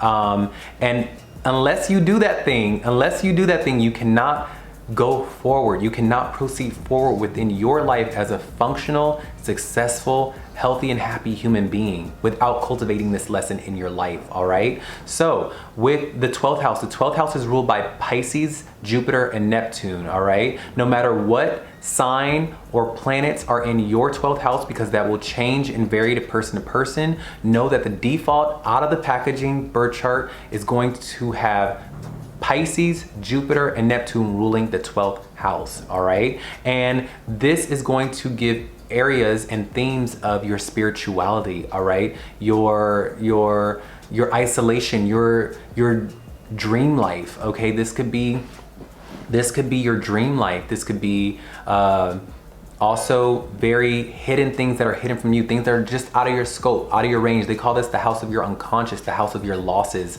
the house of things that are you know, foreign to you. This could be faraway lands, faraway travels, and Piscean type themes, all right? Faith, spirituality, creativity, isolation, escapism. This could be that for you, all right? Now, with Saturn going into the 12th house, you could be dealing with themes of what I just described, of escapism. You could be learning when to pick and choose to be escapist, all right? You could also be someone that growing up, you had a very explosive parent. You maybe had a parent that was absent or suffered as a child of a parent that died, all right? And you probably still sense their presence to this day. You also are someone that is learning how to make spirituality a part of your day. You are going to be someone that you feel you need to work at spirituality, whether it be a certain time of day that you meditate, whether it be a certain time of day you carve out to read your Bible, or that you do astrology, or that you do your mantras. You're going to be someone that makes it very practical. You're gonna wanna be someone that carves out spirituality as a part of something that is a discipline for you, that you take very seriously, that you need to carve out. It's not just gonna be something that you hope to do, or that you can just, you know, willy-nilly, cavalierly just pray. No, you're gonna wanna pray every Sunday night at 3. You're gonna wanna get on your knees and do your mantras every Tuesday at 5. You're gonna be that type of person where it's gonna be something that you are trying to work at. You have to cultivate your faith. You have to have a lot of faith, and you're going to be tested in these areas of your faith. You're going to be somebody that probably doesn't believe. You say you believe, but when it comes down to it, life is going to try to force you to believe in something that is bigger than yourself, all right? You may have isolation tendencies. You may have escapism tendencies. You could be someone that your creativity and your spirituality is very stifled. You, again, have to work at that part of you. You have to work at that area of life that is very dreamy and nebulous and creative. It's something that doesn't just come naturally. You really have to work at it because it's lost on you, you know? If this sounds like you, let me know. Can you write down in the comments below, actually, what your sign on your 12th house is? What is the sign of your 12th house Saturn? And I will write back to you what you could be experiencing, because that could really hone in what you could be experiencing with this placement. I will say though that you probably put yourself behind others as far as what the needs are. You are struggling and learning karmic lessons in being there for other people, okay? You probably put other people before you. You probably get into these relationships that cause you to put others before you, and you are learning how to no longer do that, all right? You are gonna be someone that needs to really learn how to believe in something bigger than yourself. I would really try to make the wager that this is gonna be either my most watched video or my least watched video, because this could be for my atheists who don't believe in anything, or this could be for my people who are so serious about spirituality that they're everywhere. They're on every Saturn in 12th house video that they can find. They're on every placement within their birth chart that they can find, because they're gonna be someone that is working hard in cultivating their spirituality, all right? You could struggle with being away from home. You could struggle with I've seen a lot of isolation tendencies with this placement, and I've seen death of parents and dealing with the death of a parent in your dynamic, okay? Your parent was probably someone that was very like strict about your daily routines, and strict about faith, and strict about you learning these things and learning the Bible and learning this and learning that. And so you try to integrate that as a part of your personality, all right? And this will get easier for you between the ages of 30, all right? You may heal from the death of your parent, all right? You may heal from you not really believing in your abilities, in putting yourself first before your work. Putting yourself before your work could be something that you also need to integrate as a part of your personality, all right? But if this sounds like you, let me know, and I would really love to know the sign. If there is another placement that you guys would like me to do, let me know, all right? Just know that this area of your life will get better between the ages of 28 to 35. And this means that you are meant to actually make spirituality a part of your work. Maybe it's going to require that you, depending on the sign that is in your 12th house, that to believe in your dreams, to believe in something bigger than you is going to be hard for you, all right? But past the ages of 30, you're gonna find that when it comes to your work, when it comes to your service, when it comes to your dreams, you're gonna have to align those things. You're gonna have to say, okay, I believe I can do this for my job. I can do this and I don't have to do that. Like, let me give you an example. Maybe you have a big dream to be something in this life, right? It could be anything, a doctor, an actress, a lawyer, right? But you don't have the faith yet. You have the daily routine down, but you don't have the faith to believe in something bigger than you that can assist you in doing that. This could be where your Saturn return is asking you to align your faith with your practical day-to-day routines. It also could show that you always put others' needs before your own, and that's preventing you from being successful in your hard work. So if that's you, let me know. Saturn in Pisces it's learning a certain amount of faith, all right? You are gonna be learning how to ground your dreams, how to make your dreams reality, how to have a certain amount of faith and a certain amount of practicality to make the dreams in your mind real, all right? So that is what this is gonna be. And there's gonna come a time where during your Saturn return where life is gonna force you. It's gonna force you to believe in a higher power. It's gonna force you to go out on faith so that you get that next dream job or that you get that job that you've always wanted. It's gonna force you to put yourself first before others or before a job or before getting money. So if this sounds like you, let me know, all right? I really do hope that this gave you some inspiration and some motivation towards this unique karmic placement, because this is probably one of the most karmic placements in the zodiac. You've got an extremely spiritual house with an extremely spiritual sign, okay? And that means that you are being tested within your spirit, within your faith, within your dreams, within the inner workings of the universe, how you align in the grand scheme of what this is, okay? But without further ado, I really do hope that you got something out of this video. If you would like for me to do a different placement within your chart, let me know what that placement is and I will get that as a part of the queue of some videos that I can get out for you guys. But I will talk to y'all on the next video and I hope you have a great day. Bye.